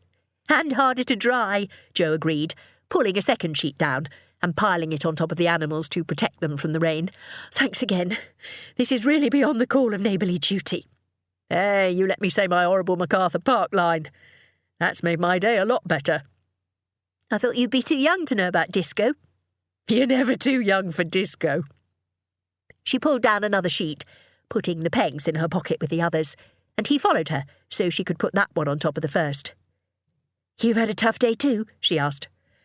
"One of those days where nothing goes quite right. Overslept, mouldy bread in my sandwich, colleagues in foul moods. I escaped early. You?" "No mouldy bread, but mine hasn't been much better, and has had way too much poo in it." "Want to tell me about it?" His question should make her feel embarrassed, patronised. It didn't. It made a lump come up in her throat and her eyes burn. Sometimes I just get tired of dealing with it all myself, you know? Sometimes I wish someone else would do something without my asking, or that someone would say thank you, or that the fairies would come and do the washing and the cooking and the bedtimes and the shopping. I'd love those fairies too. I know, it's ridiculous. I shouldn't complain. I've got this beautiful house and my wonderful children and everything. I'm lucky. Even if you're lucky, that doesn't mean you can't have bad days. I know. But I get so tired, Marcus. Stupidly tired. Trying to please everyone who won't be pleased. She ripped down a pillowcase. They were damp now. The rain was beading on her bare arms, dripping down her neck. Sometimes you just have to please yourself. You know what I would like? It's nothing difficult. Once, just once, I'd like someone else to make me a cup of tea, and I could sit down and drink it all the way to the bottom of the cup without it going cold. She pulled down another sheet. They were piled up in Marcus's arms, nearly up to his neck, a heap of snowy white. There were petals in his hair, she noticed, from the tree. "The offer's still open," he said. "I'll make you a cup of tea whenever you like." Jo had no idea why she did it. It was the simple offer, or it was the petals in his hair, or the raindrop rolling down his cheek. It was his blue eyes, the same colour as the sky before it was covered with clouds, or his arms full of animals and the sheets that she slept in. She stepped forward, on her tiptoes, put her hands on either side of his face, and kissed him on the mouth. He was warm. There were drops of water on his lips, and his cheeks were slightly rough under her palms. She heard him breathe in a sharp breath of surprise through his nose, and for a moment she did nothing but take in the shock and pleasure of it. A kiss on the lips with a man, the sort of touch she hadn't had in what felt like a very long time. An intimate connection with a stranger. She could feel his pulse in his lips, his clasped hands pressing against her belly, smell the rain and the scent of the washing and the faint citrus of his shaving lotion. All that in a single moment, no more than a few seconds. And then Jo realised that he wasn't kissing her back. She stumbled backwards, mortification flooding her. "I'm so sorry." He looked stunned. Well, he would, being attacked by his neighbour. "It's okay, Jo. You were just being nice and I don't know what got into me. It's fine, really, it is." Marcus held the pile of toys and laundry.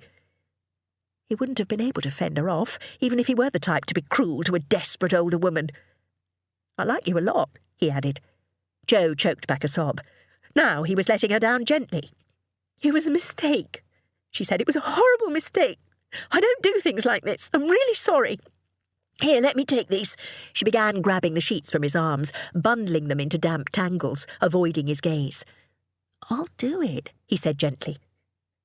She couldn't take his kindness. "No, I'll get it, it's fine. I'll just put all the animals into this sheet here like a big bag. See, it's fine, everything's fine."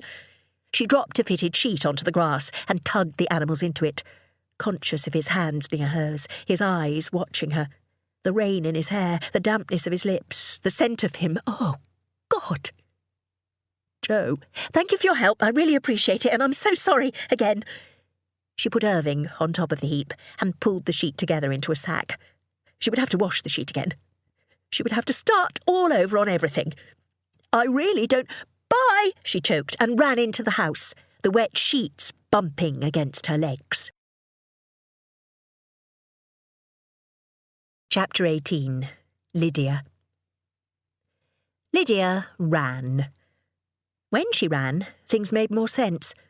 The world slowed down around her. Her body, with all of its errant desires and needs, concentrated solely on putting one foot in front of the other, arms pumping, breath easy, smooth-gaited and covering the miles. She used to run with her father when she was little. They go running round the park, round and round the perimeter in a circle.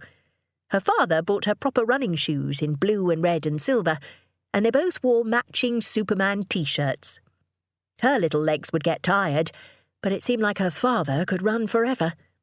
He used to run marathons.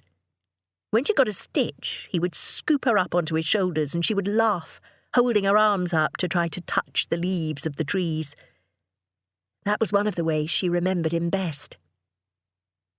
Lydia ran without looking at her surroundings. The pavements were smooth and wet after the rain, and the air was cool on the sweat that filmed her forehead and her neck and legs. One house after another, street after street, Tennyson after Yeats, after Coleridge, after Browning. Her English teacher in Year 9 had made a map of the estate, with little pictures of the actual poets and samples of their poems next to the streets named after them. They were all men.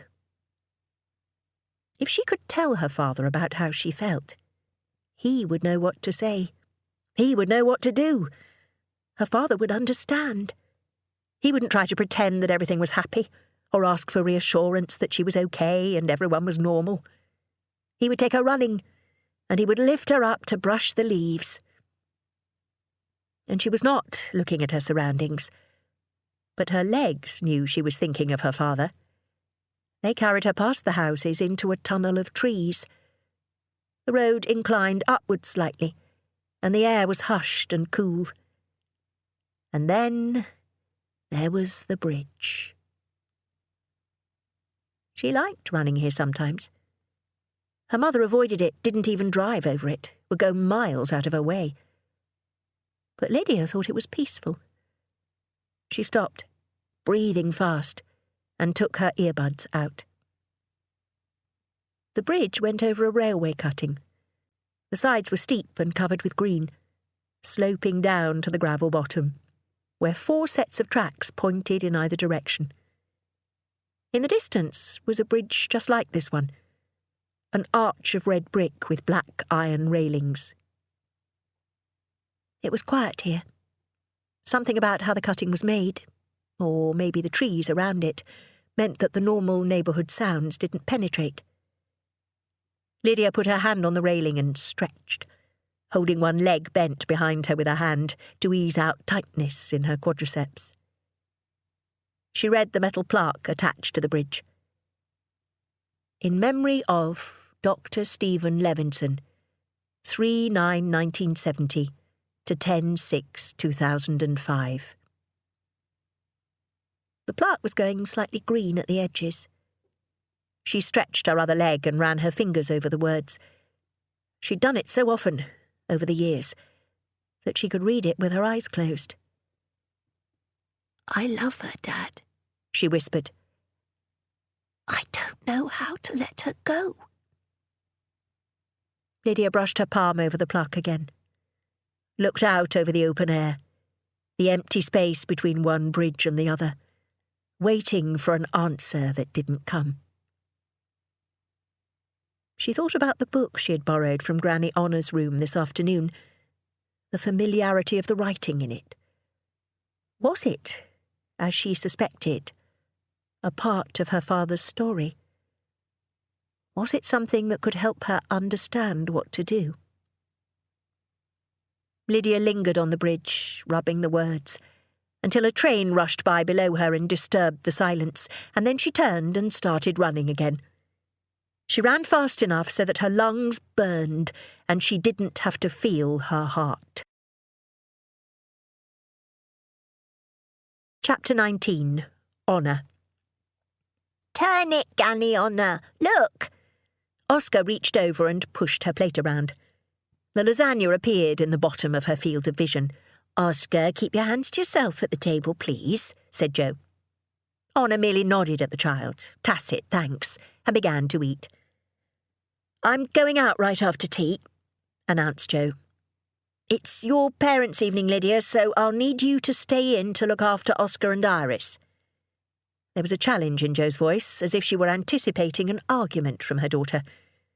It was the first time Honor had heard her stating a demand to one of her children, rather than pleading a request. She felt herself nodding involuntarily. She would never have suspected that Joe had a temper. In the 20 years she had known her, she had never once raised her voice. She had been a beautiful blank, kind, polite, cheerful, letting people like Honor walk all over her. Even at Stephen's funeral she had been quiet, absorbed in Lydia's welfare rather than her own grief. She had barely cried. At that moment, Honor had hated her for that. But it seemed that there was a spark inside her son's wife after all. However small, however weak, she had enough spirit to battle against Honor. "More lasagna, Honor?" Joe asked her, and the woman laid down her knife and fork. "I believe I will," she said. She went back to her room after the meal, as she usually did, and sat in her armchair. She covered her mouth to suppress a burp. Joe, whatever her faults, was a very good cook, especially of comfort food. A few minutes later there was a knock on her door. "Granny H," said Lydia, poking her head in. "I wondered if you were bored." "Boredom is for people without inner resources," she was about to reply, but something about Lydia's voice stopped her. "I am not, but I would be glad to have a conversation. I have to watch Oscar and Irie. Do you want to come out and sit on the sofa with me for a while?" Lydia wanted something, but Honor couldn't tell what. She nodded and came out to the living area, walking slowly to avoid the toys on the floor. She perched on a sofa. The two younger children were sitting on a beanbag on the floor, watching television. Lydia sat down beside her, jiggling her foot. Honor could feel the vibrations through the sofa. "What's on your mind?" Honor asked. "I wish Dad were here," said Lydia. "I really wish he were here. I'd like to talk with him. I could talk with Mum, but she's so... I don't know if she'd really understand. She thinks that if you're nice, then everything will work out for you." "That seems like rather a lot to expect from mere niceness," said Honor. "In my experience, that is not how the world works." They were silent, listening to the television. The programme appeared to be about some sort of creatures who could do yoga but not speak English. It was a wonder that children learned any language skills these days. They had never been close, she and Lydia. As a very young child, she had been boisterous, too full of energy, never settling. And then once Stephen died, Honor could not look at her without seeing Stephen. Joe had brought her to visit not long after the funeral, and when Lydia had walked into the house, even at age 6, the light had caught her face in exactly the same way as it had used to catch Stephen's when he returned home from school. The hair was different, the clothes were different, but the expressions were exactly the same. And Honor had been struck with longing so sharp it was like a knife. She wanted to grab this little girl and hold her and never let her go. She wanted to stare at her for hours, tracing the resemblance to her father, to Honor's dead son. She wanted to cry and kiss Lydia over and over and spend every waking moment with her, shutting out everyone else in the world, reliving her son's childhood through her granddaughter's. And of course none of that was possible. It was irrational and frightening.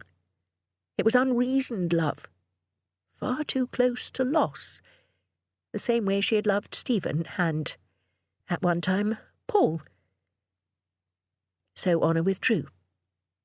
She loved Lydia too much, and therefore she could not love her unrestrainedly. They were careful with each other, with much unspoken. This girl was Honor's only living relative. Honor had no idea how to make small talk with her, or how to talk about their lives. They had never done it. The only thing they had ever discussed at length were books. "What have you been reading?" she asked now. Lydia stopped jiggling. "I borrowed your copy of Hamlet. I hope you don't mind. You were out taking a walk." She had gone for a walk up Keats Way, carefully, step by step up the wide pavement, returning exhausted. "Of course I don't mind. You're welcome to any of my books, you know that. Hamlet is a wonderful play. Have you read it yet?" "I started. Lydia shifted on the sofa so that she was facing Honor. "Actually, I wanted to ask you about what's written in the front of your copy." "Oh, I see." Honor knew what was written inside it. Knew the shop it had come from in Oxford. Knew the high shelves and the smell of paper and binding. She knew the moment it had been bought. She could see his hands selecting it, handing over the money. The smooth motion of his writing, with his favourite gold fountain pen on the flyleaf. She knew the moment he had passed it over to her, at a corner table in a cafe where they would not be seen, and she had opened it to read what he had inscribed within. "It says, 'H, I think of you always,'" said Lydia, "and it's signed P." "Yes," said Honor. "Was that... were you... It was written by your grandfather. Yes." On the television she heard the strange creatures crying out in nonsensical joy as they floated into the air. How strange to call Paul your grandfather. How strange to be speaking about him at all. "I don't know anything about him," said Lydia. Is he still alive?" "I don't know. He wasn't much older than I, so it's possible." "You're not in touch?" Honor folded her hands in her lap. "Paul Honeywell was my professor. I was a junior lecturer, newly appointed. And he was married. Your professor, so like your teacher? No, the head of the department where I worked. And you were in love with him? Did he leave his wife? Yes, I was. And he with me. At least then. And no, he didn't. Did you think he would leave her? I mean, you must have hoped, right? He never told me that he would leave his wife for me. So what happened? Honor closed her eyes. The falling moments replayed themselves. The stolen glances, the accidental brushing of hands, the awkward pauses full of things unsaid at the end of departmental drinks. The time he called her back, saying, "Honor," her name in his voice meaning more than her name. And she had gone back to him. She had touched his face, in the shadows, before they heard someone coming and sprang apart. The impression of his skin stayed on her fingers for days. The first time had been that weekend in Copenhagen at the convention. They'd had too much wine at dinner, knowing what was going to happen, both afraid of it even though they both wanted it so much. And then the unimaginable luxury of his hotel room, that bare hotel room with an unshaded light bulb and scratchy sheets, a smeared glass of cloudy water. All that time together, all those hours till morning. She touched him from the crown of his head to the soles of his feet, drinking in every part. She had not known she could be so greedy. She had never suspected it of herself before then. "I loved him anyway," she said to her granddaughter. "I loved him without hope." She felt Lydia's gaze on her face. She knew what she was thinking. She was wondering how such an old lady, dried out and hobbling, could have been capable of a passion so strong that it had made her forget reason. "One day you will be 80, and you will feel 35. Some days you will feel 20, or 10, or 6. You will stretch out your hand for people long dead. You will feel a shock when you touch your own papery cheek." There was no point in saying that to someone Lydia's age, of course. She would never believe it. The young think they will be young forever. Honor certainly had. She felt a fierce stab of protectiveness for this girl, with her coat-like limbs and her careless hair and her smell of fruit-flavoured sweets. "Anyway," she began briskly, "you'll enjoy Hamlet. It's all about death, of course, and Hamlet is a fool, but that's rather the point." "But if he never left his wife, how did you manage with having a baby? My dad, I mean." "I went to live with my father in the house in Stoke Newington. My mother had died some time before, but he took me in. I was grateful. I was a grown woman in my 30s and old enough to know better. Not all parents would have been so accepting." "And didn't he want to know where the father was?" "We didn't discuss it." They didn't discuss much, Honor and her father. Shimon Levinson had been a man of few words. Not an affectionate man either. As a child, she had never received kisses or cuddles from him, would have considered it unthinkable. Honor's mother had been the one to soothe hurts and give kisses at night. Her father had been a constant, solid source, not of love, but of presence, reliability. Even after he sold his hardware shops and had retired, you could set your watch by his habits. But when Stephen was born, he'd come to the hospital and held the baby, his grandson, with a tenderness that brought tears to Honor's eyes. He kissed Stephen's downy head. "It's a new beginning," he said to her, his voice hoarse with emotion. And Honor suspected for the first time that her father's lack of affection had not been because of a lack of feeling. That perhaps it was precisely the opposite. He felt too much to express it easily in caresses or words. Even though he was gone, She understood him more as the years passed. She saw his own nature in hers. Now, Honor reached out.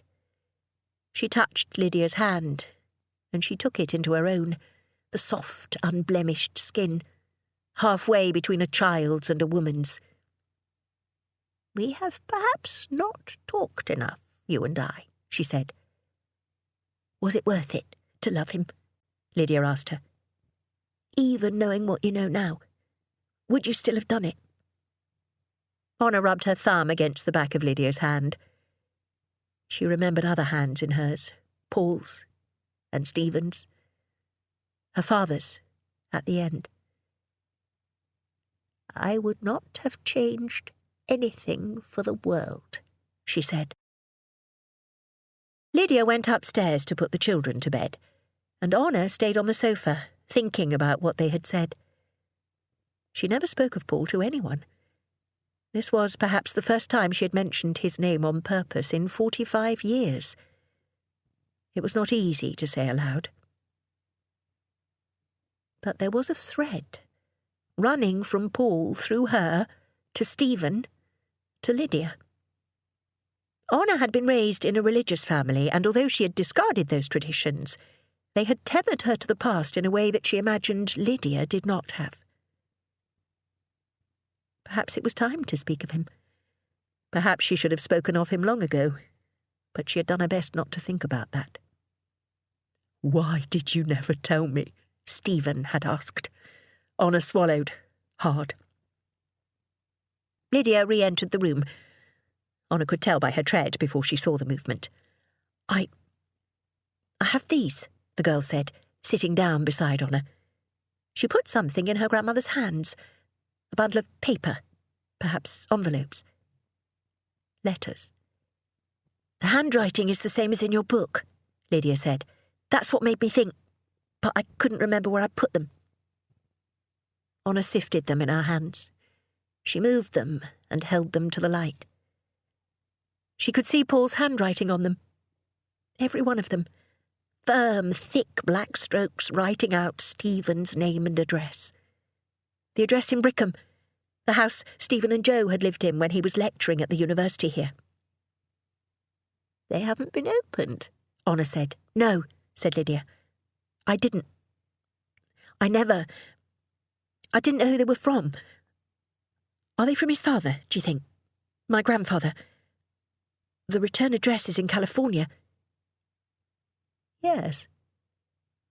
How strange to touch something else that Paul had touched, now, so much later. The envelopes were heavy, good quality. Greeting cards rather than letters. She had had a letter like this. Before Stephen died. Before she had argued with her son. It had the same handwriting, the same stamp. Lydia drew in a breath. I used to wait for the post when I was a little girl. I got into the habit of it. I liked to get it first thing. After Dad died, I collected anything that had his name on it, and I kept it. I put it in a special drawer. I thought that if I kept them, he might come back for them. That's silly, isn't it?" "It is silly, but understandable," said Honor, who had some recent experience in denying reality. "I've all sorts of things in there. Mostly junk mail and bank statements, I think. I never opened them or read them. But these ones came every Christmas. I suppose I thought they were Christmas cards." "Perhaps they are." "I don't know if we have any from before Dad died. Mum threw away all his letters and things. She said they were too painful to read. She only kept a few of his books and his wristwatch." The stamps were American. There were 8 letters. "Have they stopped arriving?" "I think so. I mean, this was all I could find. They're all addressed to our old house before we moved here, so maybe they just haven't been forwarded. He must have thought Stephen was still alive." "Yeah," said Lydia. "Did you know he was writing to Dad?" "No." Stephen had never told her about the letters. Was that her fault too? Should we? Do you think that we should read them? 8 letters from her lover to his son, unread. Honor closed her eyes, and she battled with herself. But she was old now, and who would it hurt to touch the thread, to let it spill through her fingers? You read them, Honor said. You read them to me, one at a time. Please. Chapter 20. Joe. Parents' evenings would be easier, if not for the other parents. The ones she didn't know well weren't hard. They were mostly very nice people, and Joe enjoyed exchanging a few pleasantries over the plastic cups of orange squash that the school put out for them in the gym, whilst they waited between appointments. They might know the old gossip about her and Richard, but they wouldn't say anything. They would pretend not to know. Politeness and small talk gave you a screen, and the subject in common of the school, and exams. And there were plenty of single parents around, or parents there without their partners, so Jo didn't feel conspicuous being by herself. It was the people like Helen and Logan Travers who you had to watch out for. Jo! Helen came rushing up to her from the gym entrance, Logan at her heels. Their daughter, Erin, lagged behind. How are you? She kissed Jo on either cheek. I'm great. How are you? We saw Richard and heard he'd proposed to Tatiana. Helen's face was the picture of sympathy and concern. I'm absolutely fine with it.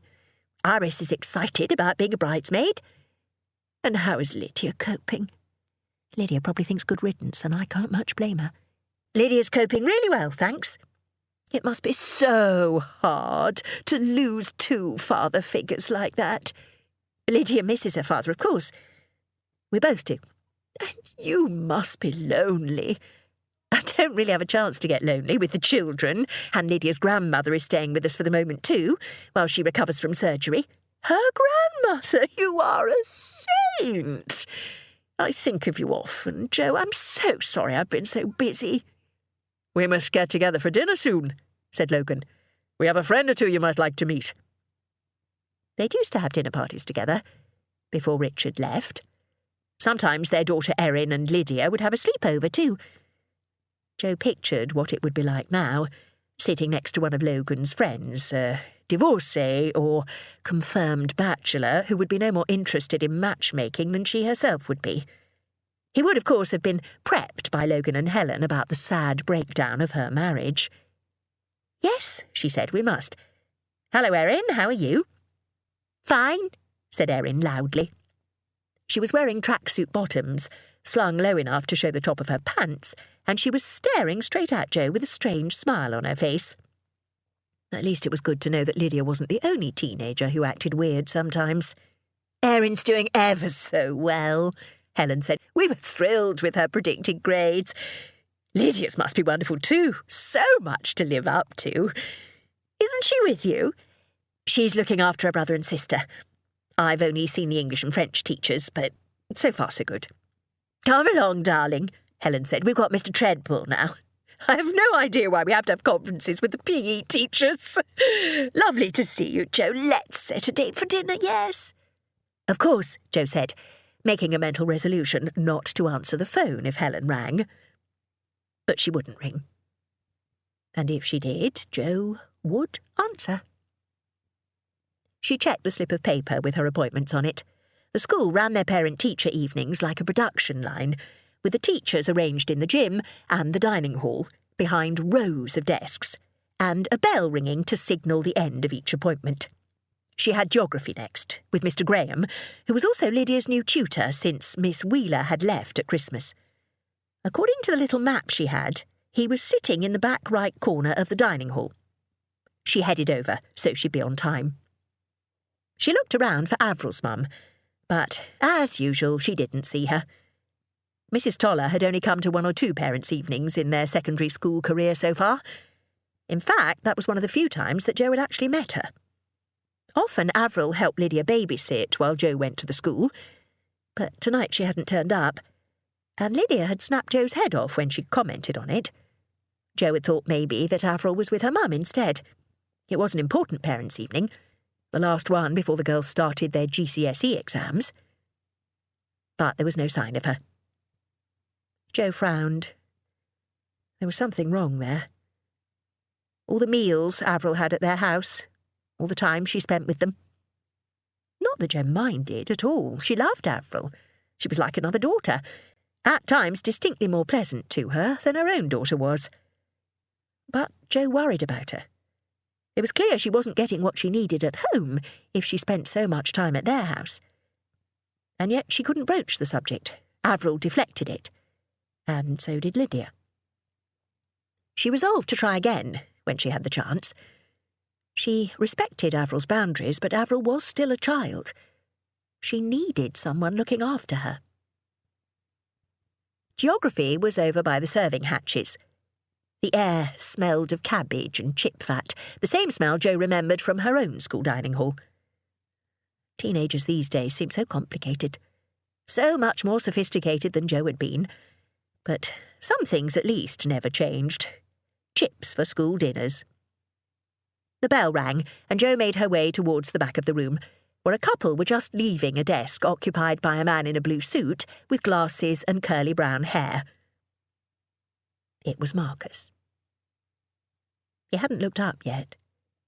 He was writing something down on one of the papers that littered his desk. He had a plastic cup of the same orange squash she'd just been drinking. His tie was loosened, and the glasses she'd never seen him wearing before were horn-rimmed, round. Sexy. She couldn't breathe. The bell stopped ringing. Had it been going all this time? It echoed in her ears, and at that moment Marcus looked up and saw her. He had half a smile on his face, but it melted away. His eyes widened. Around her, other parents were moving, going to desks, shaking hands, sitting down, keeping their appointments like she needed to keep hers. Feeling like a robot, she carried on forward. It couldn't be him. He might teach here, he'd never mentioned what job he did, but he couldn't be Lydia's teacher, her tutor. But the name label on his desk said, Mr. Graham, Geography. He stood as she approached. The scrape of his chair on the wooden floor seemed very loud.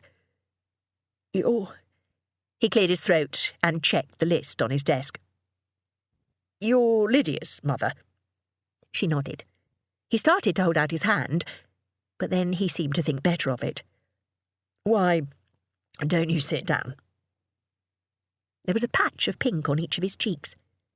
Jo took a seat, her limbs stiff, and he sat down across from her. They looked at each other. Petals in his hair, and she'd reached across and kissed him. Yesterday. It's good to see you again, he said.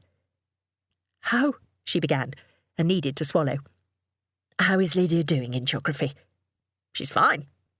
He ran his hand through his hair. Lydia Levinson. Yes, she's a very bright girl. Doing French A-level early, top sets in everything.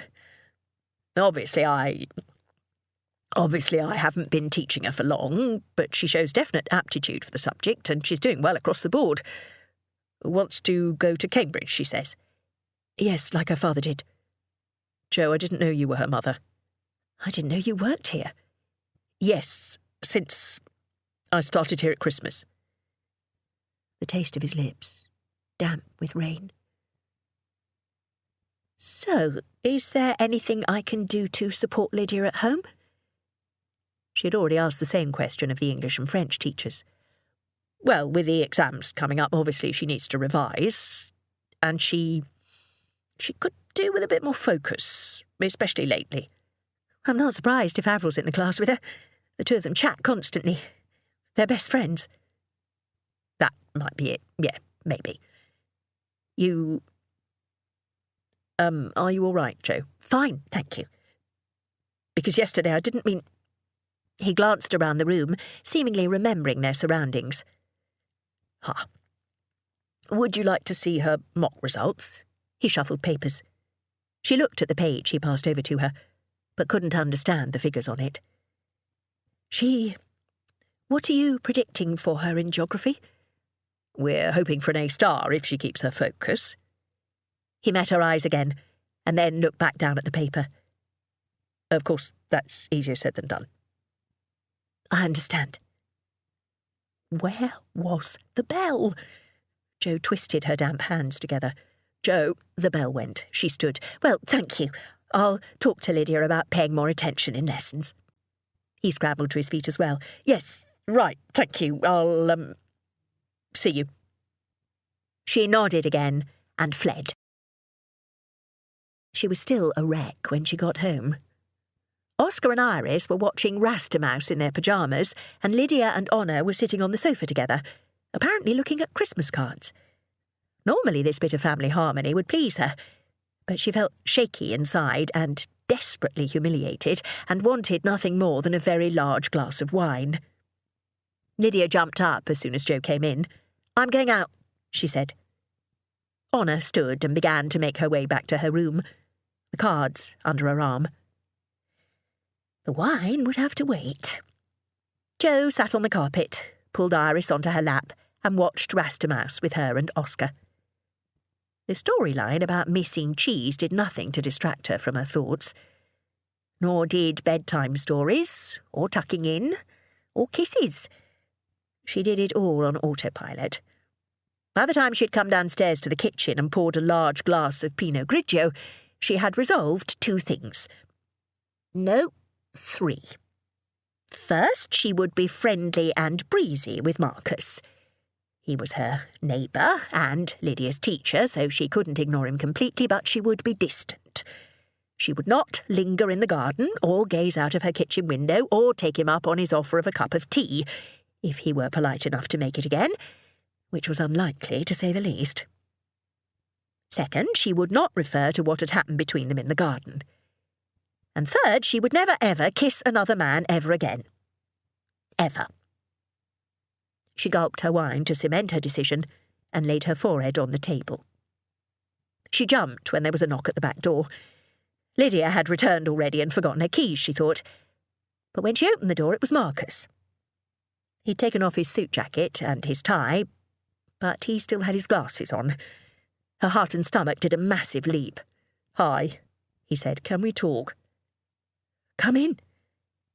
Resolution 1 out the window, then. He hesitated. "Is Lydia here? Because she went out." "Right, OK." He stepped in, and Jo shut the door after him. You've got a nice house. I like how it's open plan." "Thanks. Cup of tea?" "Please. It's been a lot of talking. Parents' evening, I mean." She put on the kettle, and he stood in her kitchen. He was nervous. He kept rubbing his thumb against his index finger, as if he wanted to wear away the skin. "The kids?" he said. "They're in bed. And my mother-in-law is in her room, doing whatever she does in there." "I'm sorry about earlier. I couldn't. There were too many people. Jo, I honestly had no idea that you were the mother of one of my students. I didn't even know you had any children other than Oscar and Iris. I didn't know that you were a teacher. It's my fault. I should have mentioned it. I suppose I just think that everyone can tell anyway, since that's what I look like. Chalk on the fingers, ink on the tie." He tried a self-deprecating smile, but it melted away as soon as he'd done it. "You don't look like a teacher. You look like—" Jo threw away resolution number 2. "Well, you can probably tell from what I did in the garden yesterday that I think you look good." He leaned back on the kitchen island, gripping the granite worktop in both of his hands. "Listen, I mucked that up yesterday. I'm sorry about that, too. No, I mucked it up. It was totally out of order." "It wasn't out of order. It was wonderful." She stared at him. "I was surprised, that was all. I didn't expect it. I hadn't thought you were interested, so I—" He gestured, grimacing. "I'm not always the most articulate person. I mean, sometimes I am, but other times not. You can probably tell." "You're articulate enough," It was wonderful. You didn't think I was interested in you? Well, you're busy, you have a life.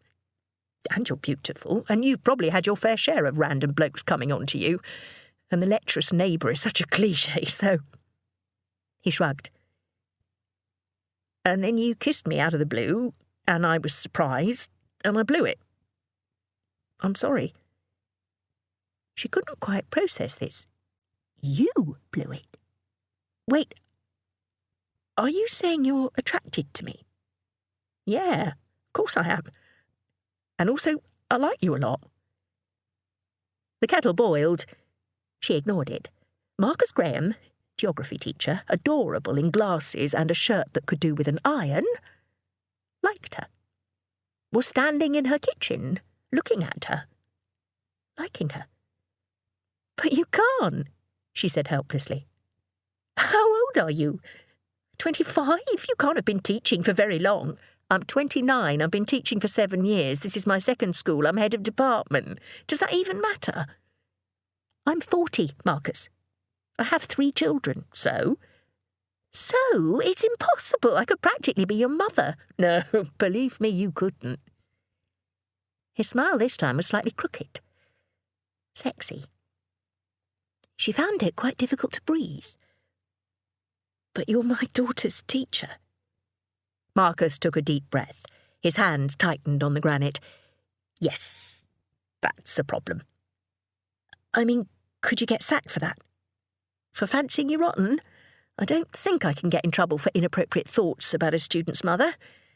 Pending further legislation. No, I mean if we did anything. Her heart was pounding like crazy. Basically, she just confirmed to Marcus that she wanted to do something with him. She practically propositioned him. In theory, at least. If he'd been in any doubt after she'd kissed him in the garden. And he fancied her rotten. I don't know, he said at last. I don't think it's a good idea. No, she said hastily. It's definitely not a good idea. I was wondering, do you know if Lydia's planning on doing A-level geography? She blinked. What? No, I don't. I mean, I don't know, but it's unlikely. She only took it up to make up her subjects. She likes English and languages. Oh, no offence. None taken. Though you might change her mind. Yes, having an incredibly good-looking teacher might make Lydia reconsider her A-level choices. It would have made Jo reconsider, at Lydia's age. No, she couldn't think about her daughter having a crush on the same man that she did. But if she doesn't change her mind, said Marcus, if she wants to continue on with languages, like you say, not that I would discourage her from doing a subject that she enjoyed, of course. Why were they talking about Lydia? Because Lydia was pretty much the only thing that was keeping her from doing something insane right now. But if she doesn't take A-level geography, continued Marcus, I'll only be her teacher for another few months. They changed tutor groups for A-level as well. So you mean we could wait? We could wait and see. Until you're not her teacher anymore. And then, if we still feel the same way... We could spend some time together before that. As friends. That would probably be the best thing to do. We could get to know each other better. And definitely not do anything, Jo said, because it's not a good idea. It's not a good idea. So we're agreed. Yes, right. She'd leaned back against the worktop too, across the kitchen from him. She held on to the counter in an echo of his posture. She remembered the feeling of his face in her hands, the scent of him. He looked steadily across at her, his eyes blue and intent, a faint flush on his cheekbones. She couldn't look away. Definitely not breaking any more resolutions or promises tonight. Definitely.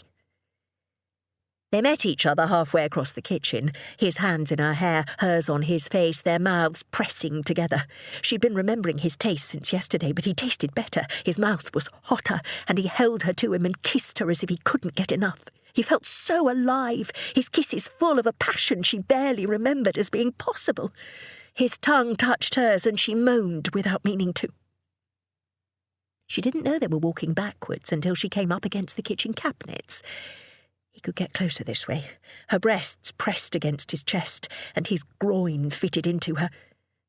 Marcus took one hand out of her hair to unbutton the top of her blouse, still kissing. She felt him shaking. She had no idea how this was happening, how they had crossed this barrier so quickly from hesitant words to no words being needed. She pulled his shirt out of his trousers and put her hand on his back, stroked up his skin. He made a sound deep in his throat and dipped his head to her chest, kissed her bare skin on her collarbone. She tilted her head back. He licked her neck and she shivered.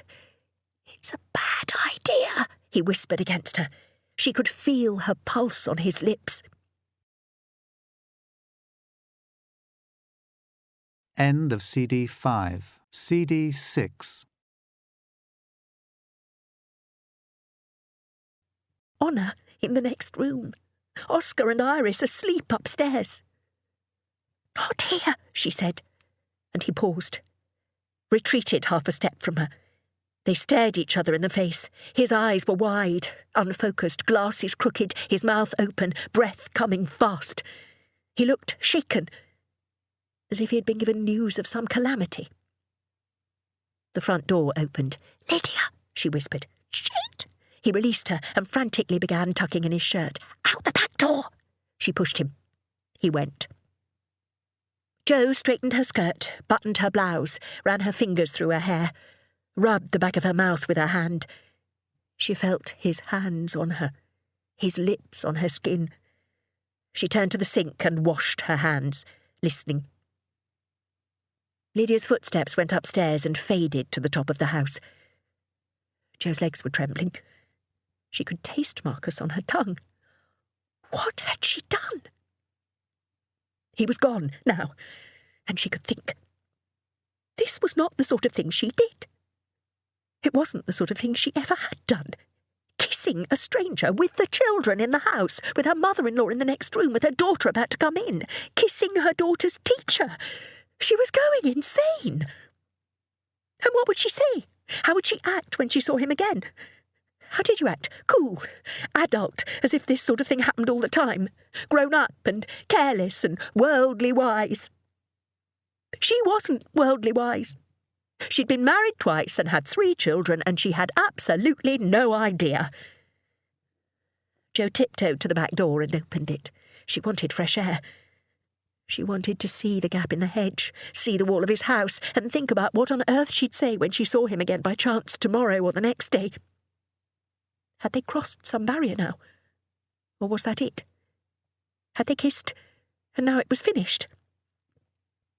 It had to be finished.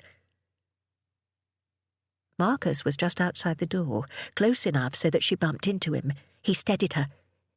"Is it all right?" he whispered. "She's gone to her room," Jo said. And Marcus caught her eye, and they laughed.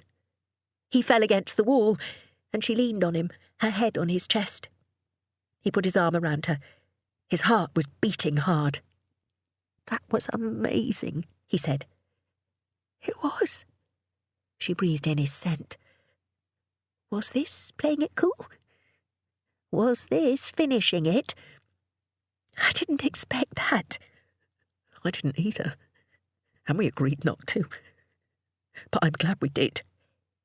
He tilted her head up and kissed her. Once, twice, a longer 3rd time. He was saying goodbye. She knew he was saying goodbye. He had to be. "When can I see you again?" he whispered. "I don't know. Tomorrow." "I can't tomorrow. Thursday." "I don't know. I need someone to look after the children. You don't have my number. I can give you mine." "I don't have my phone. It's in my jacket. Listen, I'll leave my light on. If you can come, come. I'll be in." Waiting. Marking. His mouth quirked up. And waiting. "Come and see me, Jo. If not Thursday, then the next day. And the next." He brushed her hair from her face. For a cup of tea, at least. His kiss promised more than a cup of tea. And then he was gone, running across the garden, slipping through the hedge. Jo put her hand over her mouth, as if she could trap the memory. It was only then that she remembered the promise she'd made to Lydia. Chapter 21. Lydia. As soon as Mum got home, Lydia ran to Avril's house. All she could think about was what Granny H had said. How she'd loved without hope or reason. How she'd never found anyone else for 45 years. The expression on her face when Lydia had brought down the letters. The way she had touched the envelopes as if they were a person. Fragile and immeasurably precious. They'd only read one letter out of the 8, the one with the earliest postmark. It had been written the Christmas after her father had died, and the thing about it was that it sounded so normal. It had news about his family, his 3 daughters and their children who were Lydia's cousins, now that she thought of it. Nothing about it would hint that it was the letter of a father to his son, except for the last line. I think about you often and hope one day to meet again. And for the way Granny H had looked when Lydia had read it to her. Greedy, drinking in every word, tears shining in her eyes. Lydia ran faster. When she reached Avril's block of flats, she was out of breath and had to recover for a minute before she pressed the button. Avril appeared almost immediately. "Hiya," she said, plainly pleased, and for a minute Lydia thought that everything was back to the way it had been last week, before Harry. "Want to go for a walk?" Lydia asked. "Yeah, I'll get my jacket." Lydia waited for her outside. She didn't have her own jacket, and it was a little bit chilly, especially since she'd sweated a bit. She rubbed her hands over her arms, and when Avril came down, she gave Lydia her pink hoodie. It smelled of her. They walked around for a little while, off her estate and across the park. Lydia wasn't really sure what to say, and the longer she didn't say anything, the harder it was to start. When she'd been running, she'd had some idea of trying to persuade Avril that Harry wasn't worth it. But Avril was smiling, like she had a wonderful secret, and there was a bounce in her step. Jealousy felt awful. It was like burning acid eating away at her insides, destroying every good bit. It made her want to strike out at Avril for being so happy. Except she didn't want to get into an argument. She didn't even want to mention Harry, because Avril would be able to tell she was jealous. But she knew that Avril was dying for her to ask about him, so she'd have an excuse to talk about him. She wanted to feel his name in her mouth, like Lydia felt Avril's name sometimes. The burr of the V on her lips, the kiss of the L on her tongue. "How's your mum?" Lydia asked finally. "Did she go to the parents' evening?" It was a mistake. Avril's face closed up. "No, and she's fine." "Is she out tonight?" "She's working." "Why'd you keep on bringing her up?" Because I care about you. I told you I don't want to talk about her." "All right. But, if you do..." Avril's phone went, and she pulled it out of her pocket immediately, as if she'd been waiting for this very thing. She stopped walking and opened the text, and Lydia heard her sharp intake of air. "What?" "It's..." She giggled. "Look." She passed over the phone. It was nearly dark outside, and the screen glowed, and Lydia could see before she even took the phone that it was the selfie of Harry's dick. "Really?" she said. It was the same one. The same mirror, the same underpants pulled down, the same reflection of the flash in the same spot. God, that is pathetic. Avril snatched the phone back. "I don't think it's pathetic. I think it's sexy." "Av, don't you think it's a little creepy, him sending you pictures of his thing hanging out?" "No." She started walking again, fast. "He's going to start asking you to send him one now." "What is it with you?" Avril said. "Why can't you just be happy that I've found a boy I like? Because you deserve someone better.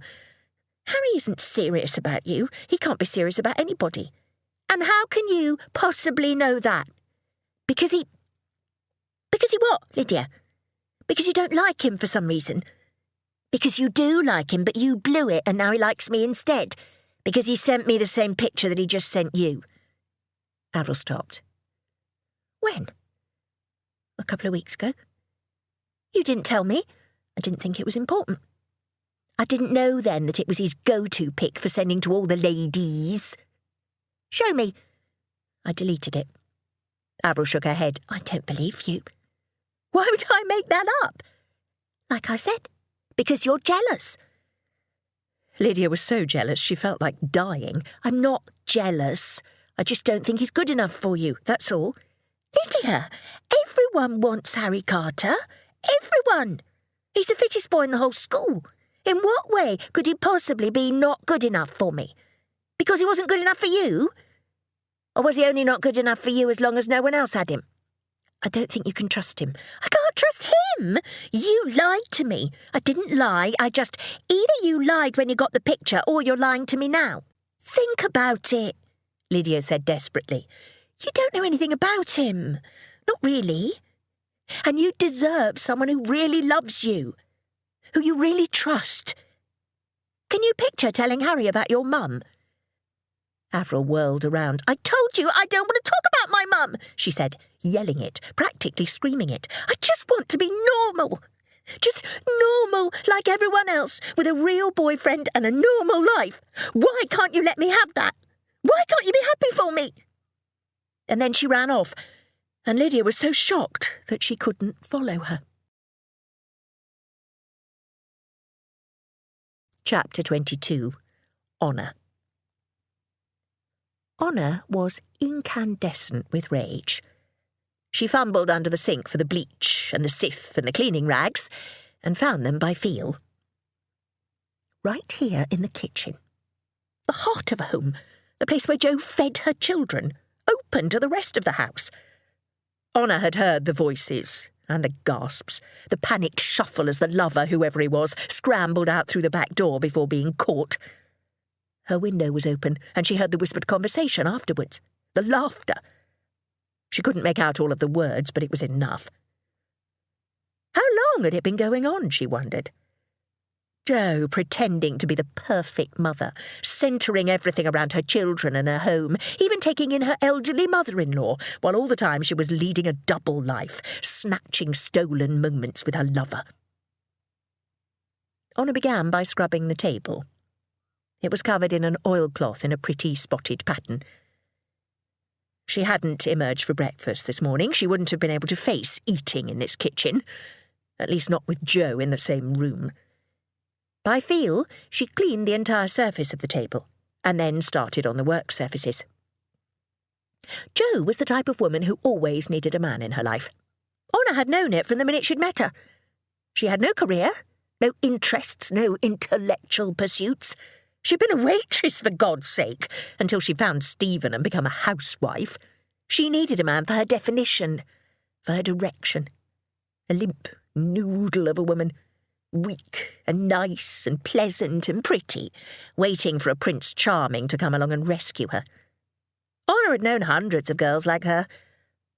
Honor's parents expected her to be one of them herself, until it became clear that she was not. Jo was a pretty blank. Too pliable, too easily swayed. Too soft with her children and with the world. It made Honor want to grit her teeth. That spark the other day, that hint of backbone. Honor shook her head, rubbing hard with the rag. No, she'd been right about Jo. She'd married Stephen, who was a decent man and who, God help him, loved her. But then when Stephen was gone, she'd married herself to that waste of space, Richard, who promptly showed her what kind of man he was. And now she was leaning on another man.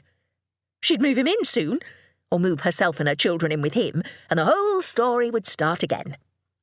It always would, with women like her. What sort of role model was she being for Lydia? How was she teaching her daughter to stand on her own 2 feet?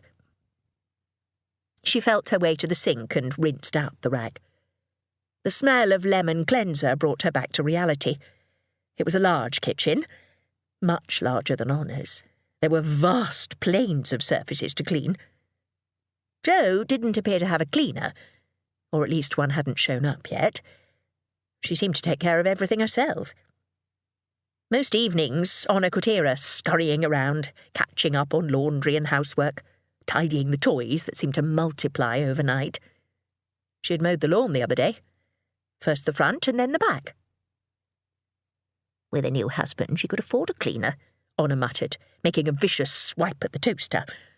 Her knuckles banged against the metal, and Honor heard her own voice, and she stopped. Had she really just said aloud that her daughter-in-law was having it off with some strange man in her kitchen so that she would be able to afford a cleaner? After she, Honor, had herself spent yesterday evening telling her granddaughter about her own affair with a married man, about how she had lost control of herself, thrown herself into something passionate and hopeless because she couldn't resist. Who was she to condemn another woman's weaknesses or pleasures? At whom was she truly angry? Honor cleaned the rest of the kitchen methodically, by smell and by feel, and she wrung out the rag and put it into the washing machine. By the time she had finished, she was aching at the hip, and in the shoulders too. She was becoming unfit. Unfit to exercise, unfit to judge. Her own life had been defined by 3 men: Shimon, Paul, and Stephen. Some feminist she was, some role model she had been. In her room she put on Tchaikovsky's violin concerto in D major, and sat with her eyes closed to appreciate the first movement. Honor followed the thread of the violin's melody as it twisted and soared to high notes unimaginably sweet, and fluttered back down. She thought of Joe in the kitchen, the whispers and the laughter. She thought of Paul, the last time she'd seen him, 35 years before he had written that card Lydia had read last night. That afternoon in his home, when she had done the man she loved a terrible wrong. Chapter 23. Joe. She couldn't see him again. It was all she could think about that night. Lying in the king-sized bed alone, and in the morning too. After breakfast, she took Oscar and Iris for a walk in the opposite direction to Marcus's house, so that she wouldn't be tempted to stare at it, even though it was a school day and he'd be at work. She hadn't promised to see him again. She'd only said she didn't know. But she had made a promise to Lydia. "Don't do it again, Mum. Don't go with some guy just because he's good-looking and you fancy him, and because you think it might be a good idea, or because you need a man to make you feel better about yourself." And the pain in Lydia's voice. What she was really saying, "Don't betray my father. Again." Joe pushed Oscar on the roundabout and Iris on the swing, and she thought about what Stephen would say. She couldn't think of anything. If Stephen were here, she wouldn't have kissed Marcus. Since Stephen wasn't here, the only way he could have an opinion about it would be if there were such a thing as an afterlife, and Joe didn't believe in that. She wanted to, but she couldn't. People lived on through their children, and the memories that others had of them. If you did your best in this life, you would be remembered well. She believed in that. That was a rule she could apply to her everyday life. She knew Stephen had never been the jealous type. She could never picture him condemning anything that made Joe happy. He would have wanted her to move on with her life. But what if that was just the way she wanted to think, the way she justified her decision to marry Richard? Joe gave the roundabout an extra push, to squeals of delight from her children. Kissing Marcus wasn't a betrayal of Stephen. It was a betrayal of Lydia, of what Lydia had asked of her, of what Lydia needed her to be like as a mother. So she needed to end it with Marcus, if it indeed even existed. Although her body was full of electricity, although she still tasted him on her lips, felt his body pressing against her, even though when she closed her eyes all she could see was the way he had looked at her. Even though last night she had lain awake thinking of Marcus's kiss instead of Stephen's scream. Her phone beeped. It was a text from an unknown number. I have been very naughty and looked up your number on Elle's file. My excuse is that I can't stop thinking about you. M. Kiss, kiss. Her heart leapt, and her fingers went slick on the phone. Her hand was shaking as she texted back, "That is very naughty," and sent it, and then realised that what she should have done was deleted it, and blocked his number, and written him a formal, polite note to say that this was a bad idea, that she wasn't ready for a relationship of any kind, that she had to focus on her children, but that she hoped they could be friends. And then put the letter in the post instead of putting it through his letterbox, because if she went near his house, she would be tempted to knock on the door and beg him to let her in, so that she could feel like that for a little while again. Like a woman.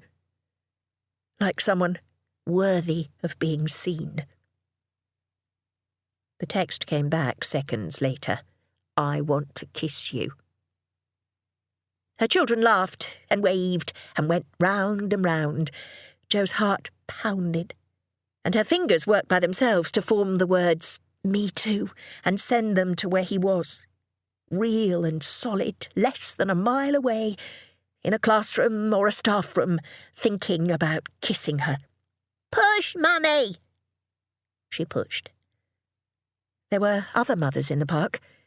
2 chatting on a bench, one standing below her toddler on the monkey bars, arms upraised to catch him if he fell. She wondered if any of them had a secret like this. She started another text. "Sorry," it said. "I shouldn't have said that. Marcus, I think this is a bad—" Her phone beeped with another message before she could finish. "What else do you want to do with me?" he asked. She nearly staggered with desire. She steadied herself against the back of a nearby bench and glanced around at the other mothers. It was impossible any of them could feel this way too, split between what they needed to do and what they desperately, desperately wanted. She wanted to see Marcus naked. She wanted to touch him, taste him all over, learn his body, run her hands over his chest, push him backwards onto a bed and straddle him.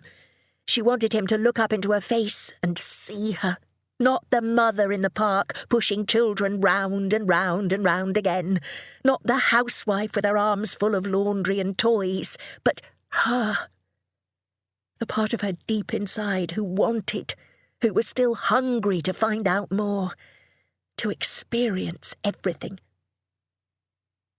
Jo closed her eyes. She took deep breaths. She wasn't a reckless person. She had never thrown caution to the wind. She had always, practically from the moment she was born, put her responsibilities first. A sick mother, 2 husbands, children, bills to be paid, houses to be cleaned, clothes to be washed, meals to be cooked. But she was missing something in her life, wasn't she? Something vital? Something irresistible? If she could feel this way, right now, in a children's play park at 10:30 on a Thursday morning in May. And yet, her promise to Lydia. Another text. On second thoughts, don't tell me now. Tell me later, when I'm not at school. Bell's about to ring, and I want to be able to walk down the corridor without embarrassment. M. Kiss, kiss. Jo laughed aloud. She pictured him, texting under his desk like a teenager, his glasses slipping down his nose, and laughed again. "Why are you happy, Mummy?" asked Oscar as he went spinning past. "I'm just happy," she said to him. She put her phone back into her pocket, and she pushed her children, faster and faster. "Hello? Earth to Joanna?" Sarah waved a hand in front of her face, and Jo blinked. "Sorry," she said, miles away. "Do you want another coffee?" She looked at the mess that the 4 children had made of the cafe table. But Iris and Polly were colouring, Oscar was demolishing a cake, crumb by crumb, and Billy seemed happy enough with his cars. OK, I'll get them. She checked her phone at the counter, placing the order. She'd never checked her phone so much in her life as she had since this morning. For the first time, she could understand why Lydia never let her phone stray more than 5 inches from her right hand. She had deleted her draft text, and then written it again over lunch, then deleted it. She was not strong enough to delete Marcus's number, but she hadn't added it to her address book either. She had read his text at least 24 times. What else do you want to do with me? 9 words. They were all she could think about. So, last night, Sarah said to her when she got back to the table with the coffees, I put the kids to bed early and I put on my special lingerie. The stuff I haven't worn since Polly was born. Actually, I think I was wearing it when Polly was conceived. That's how long it's been. And I went downstairs to where Bob was watching the football, just wearing that and this slinky dressing gown I found in the back of the wardrobe. And guess what happened? What? Said Jo automatically. She picked up a crayon, handed Oscar a napkin, took a sip of her coffee without tasting it. I stood in front of Bob and slid the dressing gown off my shoulder, like in some cheesy film, and he actually tilted his head to look around me. He said, could I wait a few minutes? The game was going into penalties. Oh. Sarah looked outraged. Jo forced herself to remember what Sarah had said. Really? She tried instead. And the thing was, I wasn't even that disappointed. I was sort of relieved. I'd made the effort, you know? He couldn't blame me. I just went upstairs and had an early night. Sleep is the most important thing sometimes, Jo said. Do you think that's how it is for everyone? It just peters out after you've had kids. Sarah looked stricken. Oh, wait, I'm sorry, I didn't mean to ask you that. You mean because of Richard starting up with Tatiana after Iris was born? It was tactless. Sorry, it's all right. It's crossed my mind. Iris wasn't a good feeder. I was tired all the time. Well, that wasn't your fault. There was no reason to turn to the au pair. I should have made more of an effort. He'd hired the au pair so we could spend more time together. That's what he said. But I put the children first. You're well shot of him. Can I have one of these? Sarah took a biscuit from the packet that Jo had opened but not eaten and dunked it in her coffee. What about with your first husband, after Lydia was born? It was... We always made the time. Although Lydia was not a good sleeper, and ended up in their bed 5 nights out of 7.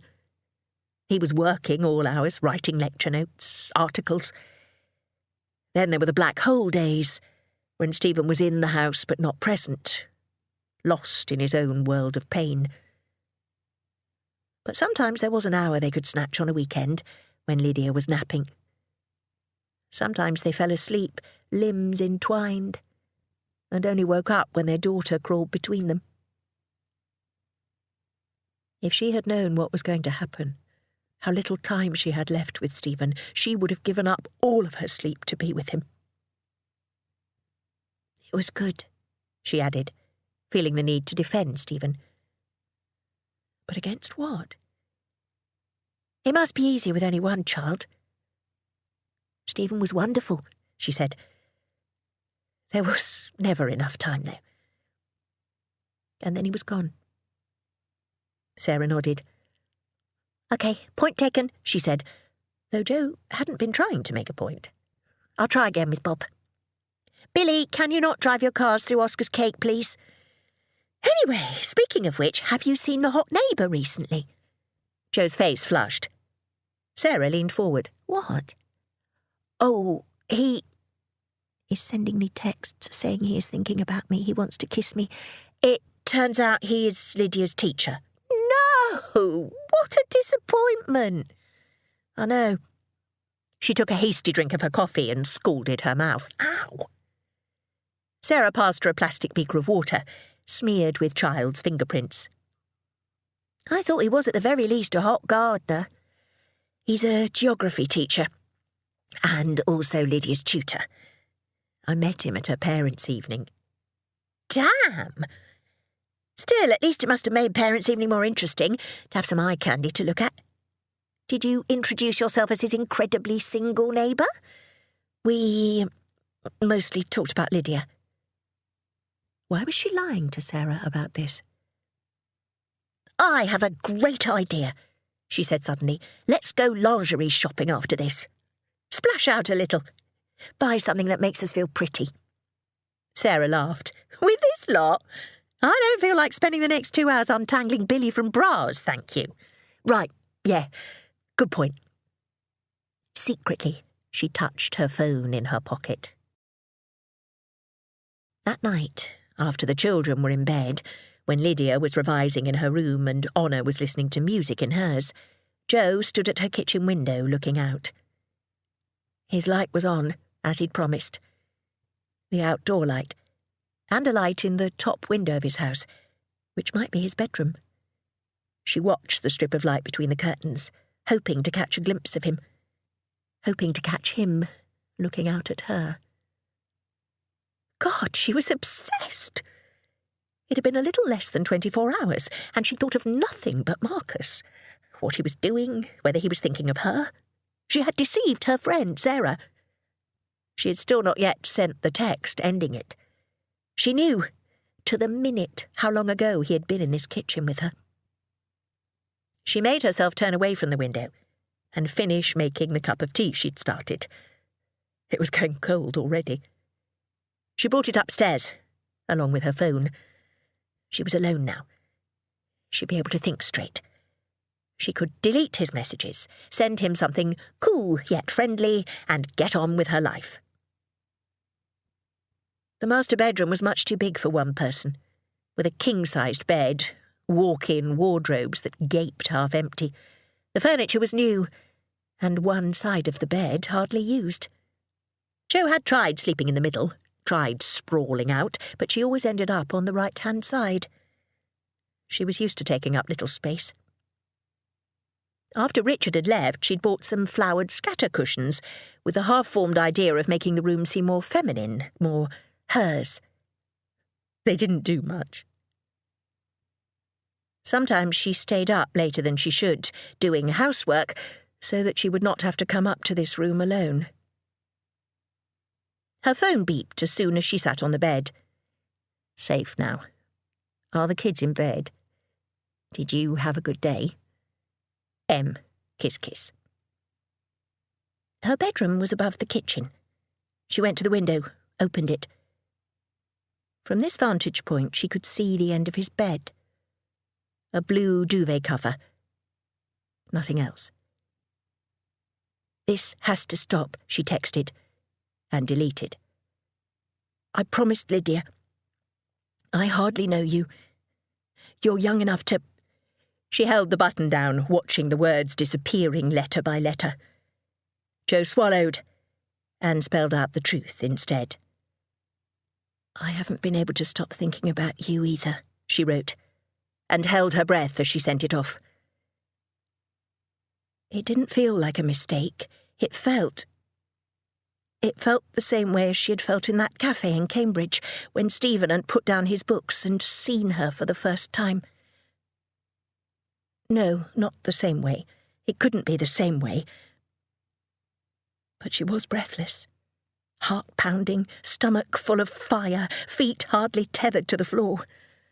Alone in her bedroom, with her children asleep in the house, and she wanted to dance. It was physical. The physical symptoms of desire. It was a temporary thing, a crush, just a part of what she had felt for Stephen. But it was more powerful than she remembered. Maybe you couldn't remember something this intense, this all-encompassing, once it was gone. Not in all its details. Maybe once you'd had it, like she'd had it with Stephen, it left a hole inside you, and most of the time you didn't even notice something was missing until suddenly one day you found someone who filled it, and you knew that you couldn't bear to be without it again. It was more powerful than almost anything, except the pull she felt towards her own children when she held them. And even that was different. Calmer, softer, wider. Not as hungry, not as greedy or focused. "Tell me what you were thinking," texted Marcus. "Tell me what you want to do." Fully clothed, she slipped underneath the bedclothes. She pulled them over her head so she was hidden, surrounded, in a warm pocket of secret air. Not seen, not heard by anyone, except for this invisible current from her phone, bounced up into space, bounced down to him, travelling thousands of miles to travel a few meters. She licked her lips. "First, I'd unbutton your shirt," she began. Chapter 24. Lydia. "I don't want to fall out over a boy," said Avril, when she came by to pick up Lydia on her way to school. Lydia had been watching for her out of the window, pretending to listen to music on her headphones. "I don't want to either," said Lydia. "Good. But you can't lie to me. You can't. It does my head in, thinking that you could be hiding something from me. We're supposed to be best friends. I wasn't like... Just promise not to do it, okay? Promise to always tell me the truth." Lydia nodded. "I promise." She lied. "Sometimes I wonder if you receive these cards, since you haven't answered in so long. I suppose I can't blame you for keeping me at a distance. I'm a stranger, after all. Married to a woman who's not your mother. I'm writing these cards for myself as much as for you. Kidding myself that if I keep a channel of communication open, maybe one day you'll answer me. You must have given me your address for a reason, mustn't you?" Lydia lowered the card. It was the third one she'd read. The other 5 sat unopened on Granny Honor's bed. "What does he mean, he's a stranger? Didn't Dad spend any time with him at all?" "To my knowledge, they only met once. But why? Didn't he want to know anything about his son?" "Until they met, Paul did not know he had a son. I never told him." Lydia stared at her grandmother. Her face was placid, as if she hadn't admitted something so unbelievable. "You never told him you were pregnant? I thought—" Granny Honor raised her chin. "You thought I would place an obligation on a man who had no intention of leaving his family? I had far too much pride for that. And I had no desire to be second best in Paul's life. That was a torture I chose not to endure." Lydia thought of the promise she had made to Avril this morning. "But you lied to Dad." "I did not lie. I omitted. We never spoke of his father." "But didn't he ever ask?" "When he asked, I told him that his father was not part of our lives." "How did you criticize your own grandmother for what she'd done when your father was growing up?" Lydia studied Granny Honor. The patrician nose, the stubborn chin, the steady brown eyes. She'd always been a little bit scared of Granny Honor. She always felt stupid next to her. But this... She swallowed and thought about how to say it. "I would have been really sad not to know about my father growing up." "You think it was a mistake? You think I did wrong, not to tell either of them?" "Well, your father felt that way too." Honor said it softly, and she looked down at her lap as she said it. "It was a few months before he died that Stephen came to me," she continued. "He told me that he had met a man, a fellow academic, at a dinner. The man had stared at him all evening. He had seemed troubled. After the dinner, he approached Stephen and asked him his mother's name. He had worked out that Stephen was his," Honor said. "You see, Stephen and Paul looked very similar. To Paul, it may have been like seeing his younger self at the table with him." "What was it like for Dad?" Lydia asked. Your father was very angry with me. He and I argued. It was one of the only times. Honor lifted her chin again. I have thought of it often, especially as Stephen died not long afterwards. I have come to think that I made a mistake, and there is nothing I can do to make it up to your father. He died with that between us. Granny Honor was in the armchair. Lydia was sitting on the bed next to the unopened letters. Honor's posture was the same as it had been, proud, defiant, fierce.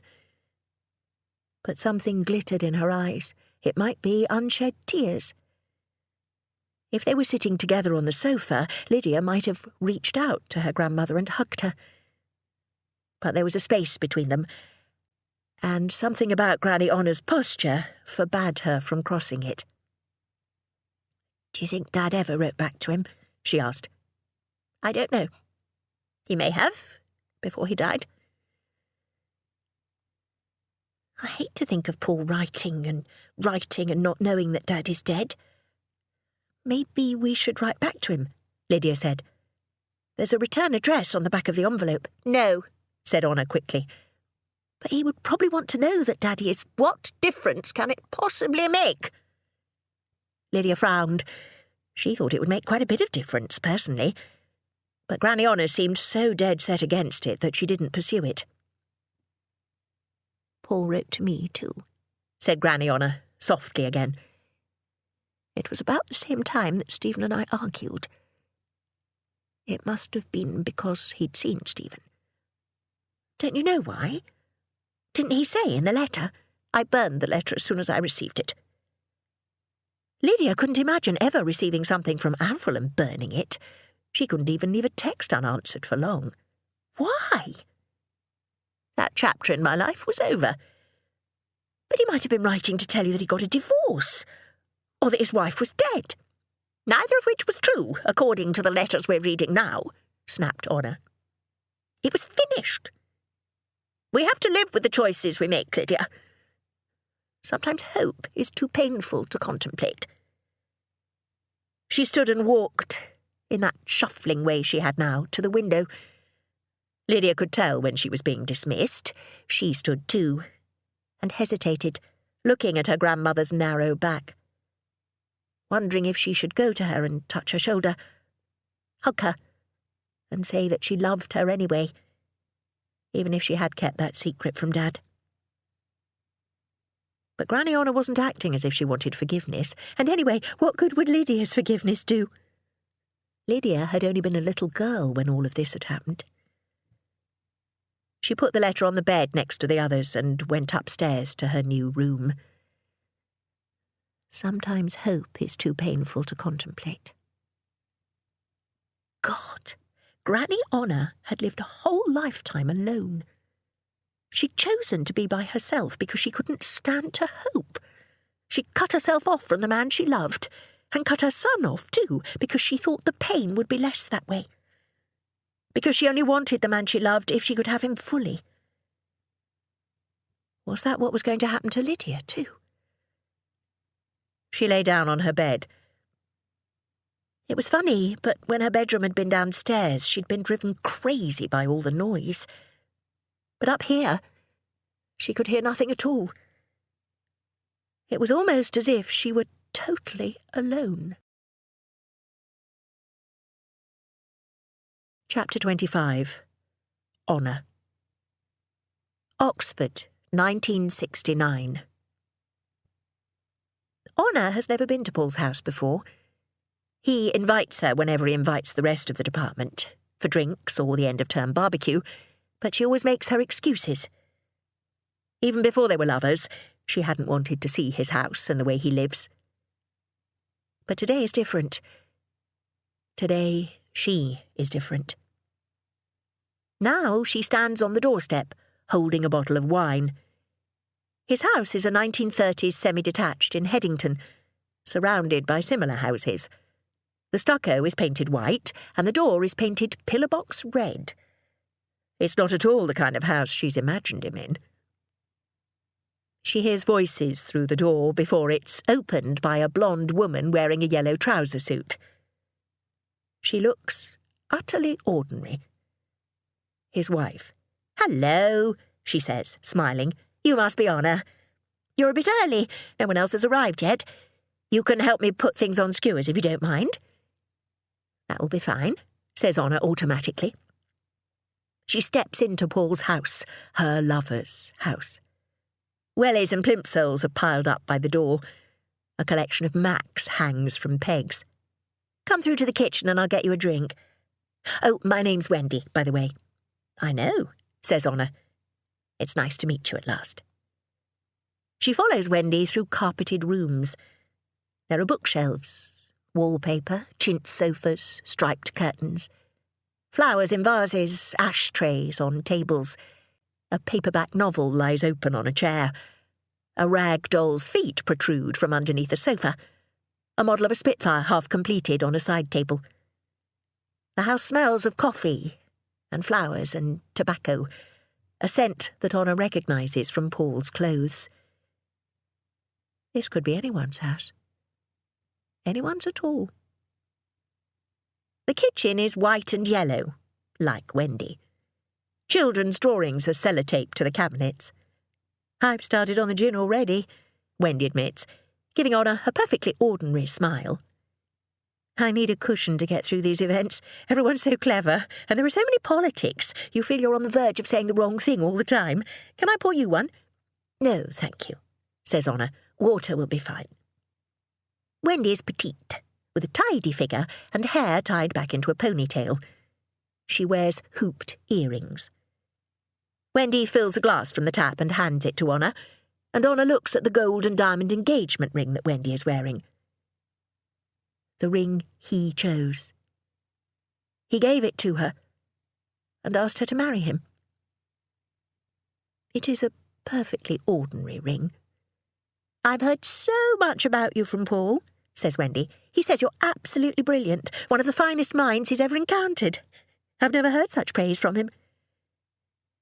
Is there a meaning underneath what she said?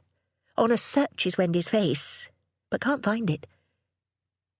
But then she doesn't know Wendy, for all her ordinariness. Wendy could mean anything. "It's very nice of him," says Honor. "Paul is the brilliant one, of course. Is he in?" "He's nipped out with the children to pick up some more food for the barbecue. Well, he's taken 2 of them. The littlest is upstairs with a cold. They always seem to pick up a bug when you've got plans or you're entertaining, don't they? Do you have children?" "No," says Honor. That morning the doctor confirmed the test results. 10 weeks pregnant, nearly through the first trimester already. "At 35, you're a bit old to be having a first baby, Miss Levinson," he said. And Honor had not corrected the title. "You're what we call an elderly prima gravida. But you're healthy as a horse, so I shouldn't worry." From counting backwards, Honor has deduced that this baby was conceived in Paul's office one lunchtime, with the blinds drawn over the windows, Honor burying her face in Paul's neck to keep herself silent. When she opened the door to leave him afterwards, her hair pinned back up, her clothes straightened, there was a student waiting outside. She couldn't know how much, if anything, he had overheard. But nothing has been said. Not yet. She has not heard anything, at least, and she can't tell if the glances she is receiving from other staff are significant or not. She has always received glances. She will receive more soon, when she begins to show. "But you've got a career," says Wendy, "so that must be rewarding. How does it feel, though, to be in that men's club? They're all men, aren't they? Except for the secretary. I would go spare." "I don't mind. I like men." Wendy finishes her gin and tonic and looks at it ruefully. "I'm going to be sozzled before anyone turns up at this rate. Would you mind putting some veg on these kebab skewers?" Honor is trying to get a grip on a slippery cherry tomato when the front door opens and she hears feet running towards the kitchen. "Mum, can we have an ice cream now?" yells a tow-headed girl in shorts, crowding up to Wendy. A second, equally blonde girl follows, holding a tub of ice cream. "Your father is such a pushover," says Wendy. Did he remember the sausages as well? Yeah, he... And then Paul is there, in the kitchen, wearing a shirt, open at the collar, holding a plastic bag, saying, Do you doubt me? He stops. He looks at Honor and immediately away. Then back again, with his face prepared. He does not meet her eyes. Oh, hello, Honor. I didn't know you were here already. He kisses her briefly on her cheek, and Honor feels his lips, smells the tobacco and coffee and flowers, remembers the last time they were together alone, in a B&B near Chipping Norton. How they made instant coffee and talked about Heidegger, his hand resting on her naked breast. 2 weeks ago. Honor had started to suspect then, but she hadn't had a test yet. Has Wendy put you to work? He asks. Anyone who walks into this kitchen gets put to work. Wendy takes the plastic bag and peers into it. Oh, Paul, you got the wrong sausages. There's such a thing as wrong sausages. Yes, nobody likes this kind. And I asked for 2 packets. Honestly, Paul, I'm nervous as a cat already. I don't need to be worrying about the sausages. I'll go back to the shop. No, people will be here in a minute. Mum, can I have an ice cream? Honor wipes her hands on a tea towel and says, I will just find the loo, if you don't mind. Upstairs, first door on the landing, says Wendy, going to the refrigerator. This house is full of things. Books, records, flowers, furniture, pictures. A relationship shored up with objects and history. Honor walks through the rooms and thinks, everything in this room has its story in their marriage. A private story, not accessible to outsiders. Wendy gave Paul this. He chose this to please her. This was a wedding gift. Their firstborn made this in school. Honor and Paul have no setting together. They meet in hotels and in his office, and once, only once, in her flat. She can't picture them with a chintz sofa, a ceramic ashtray, a cot upstairs, a narrative behind things. She touches a photograph, framed in silver, next to the Spitfire model. It's a posed photo, taken in this room from the looks of it. Wendy, Paul, the 3 girls. 2 blonde, the youngest with dark hair like Paul's. Wendy wears pink lipstick and a flowered frock. From the length of Paul's hair, and the size of the children, it was taken a few years ago. Perhaps around the time that Honor met Paul. There's no trace of it in his face in the photograph, though. No sign that he's met a woman he desires. He's just smiling. An ordinary father. An ordinary house. Honor is reflected in the glass. Her face is severe, with its prominent nose and chin, its high cheekbones. Her eyes are dark, her black hair pinned up at the back of her head. She has recently found threads of silver in it. A sound comes from the corner of the room, and Honor starts. A 3rd child is curled up on the sofa, the smallest girl, with the dark hair. She cuddles her doll and sucks her thumb. Hello, Honor says to her. After a pause, the girl removes her thumb from her mouth. My mummy and daddy told me not to talk to strangers. A very good policy. Paul enters the room. She feels it as a shift in the temperature of the air. She is sensitive to his every movement, as she has been since the moment she first saw him. I've got to go back to the shop, he says, and catches Honor's wrist in his hand. Listen, he begins softly, and Honor tilts her head towards the child. He drops her arm. Are you feeling any better, Alice? He says to the child, going to her and sitting beside her. He puts his hand on her forehead, a gesture he has done 1,000 times. And in that gesture, Honor sees it all the minutes and hours and days and years that she has not been part of. The tenderness that he would give their child in her womb, this same tenderness, would steal from this child on this sofa right now. It would steal from the ordinary house, the ordinary woman in the kitchen giving ice cream to her 2 girls. She lays her hand on her stomach, still flat. She closes her eyes and apologises to her future baby for stealing from him, too. "I'll go to the shop for you," she tells Paul. "You stay here." She walks out of the door, and she does not come back. Chapter 26. Joe. Richard didn't return her calls asking if he could have the children that weekend. Lydia was out in the evenings. She didn't say where, just that it was something to do with school, and when Joe asked her if she and Avril could stay in one evening at theirs, Lydia just shook her head and turned up her music. Even after the children were asleep, Joe couldn't leave them in the house with Honor, because she couldn't get up the stairs if anything happened. Saturday, Lydia had gone for a run despite the pouring rain, and who knew when she would be back? Her runs seemed to go on for hours these days. It was a good release from exam pressure. Joe stood at the kitchen sink, even though the washing up was done, looking across the garden. Was he in? Could she slip out later when Lydia was home? "If you want to go out," said Honor, "I'm capable of looking after the children for an hour or two." She turned around, surprised. Honor was sitting at the kitchen table. She hadn't even noticed her coming in the room. "Oh, I couldn't." "Of course you could. I've been in charge of children before, you know. I can't run after them, but we can do quiet things indoors." "But Lydia says you don't—" Joe stopped. There was no need to remind Honor that she didn't like young children. "I don't have to go out." "You never have a minute to yourself.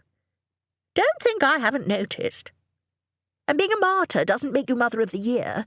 In fact, I'm pretty sure that award has never been handed out to anyone. Ever. No matter whether they sacrifice their career and social life for their children or not." "I haven't sacrificed," began Joe. But then, why deny it? "I've never had a career anyway. Working in a cafe and then for an estate agent isn't exactly high-powered." "Why don't you go out for a coffee? Or to do some shopping? Meet up with a friend? Take advantage of live-in childcare. I'm not going to be here forever. I didn't invite you here to be live-in childcare. But I'm right about the social life, aren't I?" Joe didn't think that Honor had looked straight at her like this since she'd moved in. "Yes," she admitted. "I don't get to have much fun. But it's not a sacrifice. I don't mind." "Of course you don't mind. Go out anyway. We'll be fine here. Have some fun." Joe regarded Honor carefully. She didn't suspect anything, did she? But Honor seemed unchanged, except for this offer. Her face was still stern, frowning slightly, as if she disapproved of Joe's life, even as she was trying to help with it. Then again, if Honor suddenly started grinning, Joe would know that something was wrong. It was 10 in the morning. She didn't know what Marcus would be doing. He presumably had a social life of his own. But she could try. She brought all of Oscar and Iris's rainy day toys downstairs to the living room: jigsaws, board games, blocks, cuddly animals, cars. She put a changing mat and a supply of nappies and wipes on one end of the sofa so that Honor wouldn't have to get down on the floor to change Iris. She prepared snacks in the kitchen, made sandwiches to put under cling film, enough for the 2 children and Honor too. She ran upstairs and shaved her legs and changed her underwear. When she got back downstairs, Oscar, Iris and Honor were all on the sofa. Oscar and Iris's heads were pressed together over the tablet that Richard had bought them. They were swiping and pressing to the tinny sounds of Angry Birds squawks. She kissed the children, but they barely looked up from their screen. "Are you sure, Honor?" she asked, hesitating by the door. "Go already. I'll ring if there's a problem." Honor didn't look up either. Joe escaped out into the rain. She wanted to run, but she forced herself to walk. Just a neighbour going to visit another neighbour for a getting-to-know-you neighbourly cup of tea. Excitement rose in her. so strong she wanted to whoop. She skipped, stopped herself from twirling, quickened her pace. She leapt up the stairs to his front door, number 36, and knocked. He might be out. He was probably out. In which case, she would have to go back home and get an umbrella and go somewhere else, the library, maybe, or for a coffee, like Honor had suggested. She could ring Sarah, or look for a new pair of shoes. Marcus and she had texted last night, late into the night, but she hadn't heard from him today, so maybe he'd gone off her. Maybe it had taken too long. For the first time it occurred to her that though they'd communicated almost constantly for the past few days, they'd never actually rung each other. Why not? Was ringing too serious? Was it too much of a commitment to actually talk to each other? She was being presumptuous, thinking that a few kisses in her kitchen and a few days' worth of sexting gave her licence to call on him unannounced, assuming that he would want to see her. The door opened. Marcus wore jeans and a light blue T-shirt, and his face lit up at the sight of her. She felt her body light up too. "Oh, wow. Hi," he said. "I've only got a little while." He let her in and closed the door behind him. She was breathing hard. His feet were bare. There was music playing in the other room, something with guitars. They stood in his hallway, smiling at each other. He was the same person who had been on her mind constantly for the past 3 days, except he was real. She had absolutely no idea what to say or do. Small talk? Greeting? Grab him and rip his clothes off? Should she have put on more makeup? Different clothes? High heels? Suddenly she felt the weight of his entire life that didn't involve her at all. His job, all his thoughts, his friends and family, his music, what he liked to eat, the way he spent his hours. They'd hardly exchanged 100 real words with each other. All this time she had been burning to see a stranger. "How are you?" he asked. "Fine. Great. I'm sorry I couldn't get over before. What have you been up to?" He shrugged. "Work. Marking. You?" "Kids. Cooking. Cleaning." "Waiting for you," he said. He stretched out his hand and touched hers. She curled her fingers with his. His palm was warm, slightly damp. He couldn't be as nervous as she was. She should ask for a cup of tea. They should sit down at his kitchen table, maybe, and talk. She should get to know him better.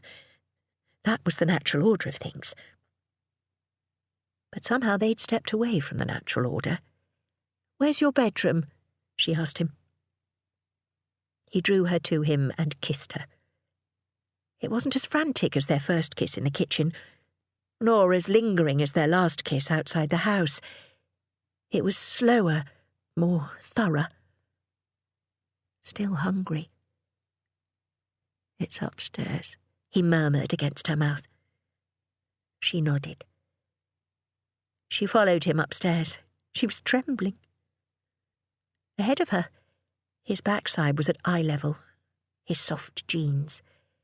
She looked at his back, his shoulders in his T-shirt, the way his hair curled on his neck, his feet bare with slender toes. He was perfect, all of him. His skin would be smooth and flawless, his body lean and strong. Not a single thread of grey in his hair. Suddenly she knew what men felt when they looked at pictures in a magazine, images translating to desire. "I will look back on this and I will wonder if it really happened, or if it was a dream." At the top of the stairs he led her into a room. White walls, double bed, blue duvet, white sheets. It was the room she'd looked at from her own bedroom, but she felt no sense of familiarity. There was a faint scent of his shaving lotion. The bed hadn't been made. She pictured him lying in it, and she shivered. He pulled her close. "I've been going mad thinking about you," he said, and began to kiss her again. He put his palm on the back of her neck, under her hair. Jo closed her eyes. Then she opened them again. She drew back a little. "Are you certain about this?" He raised his eyebrows. "Are you?" We don't have to," he said quickly. "I wouldn't want you to do anything you're not comfortable with. I just thought, after everything you said, I may be braver in texts than I am in real life." She stepped back to get a small bit of distance, so he wasn't touching her. What's wrong? She catalogued all the reasons that it was wrong in her mind, and chose the one that was the most obvious. "It's that I'm 40. I'm 40, Marcus. I've had 3 children." End of CD 6.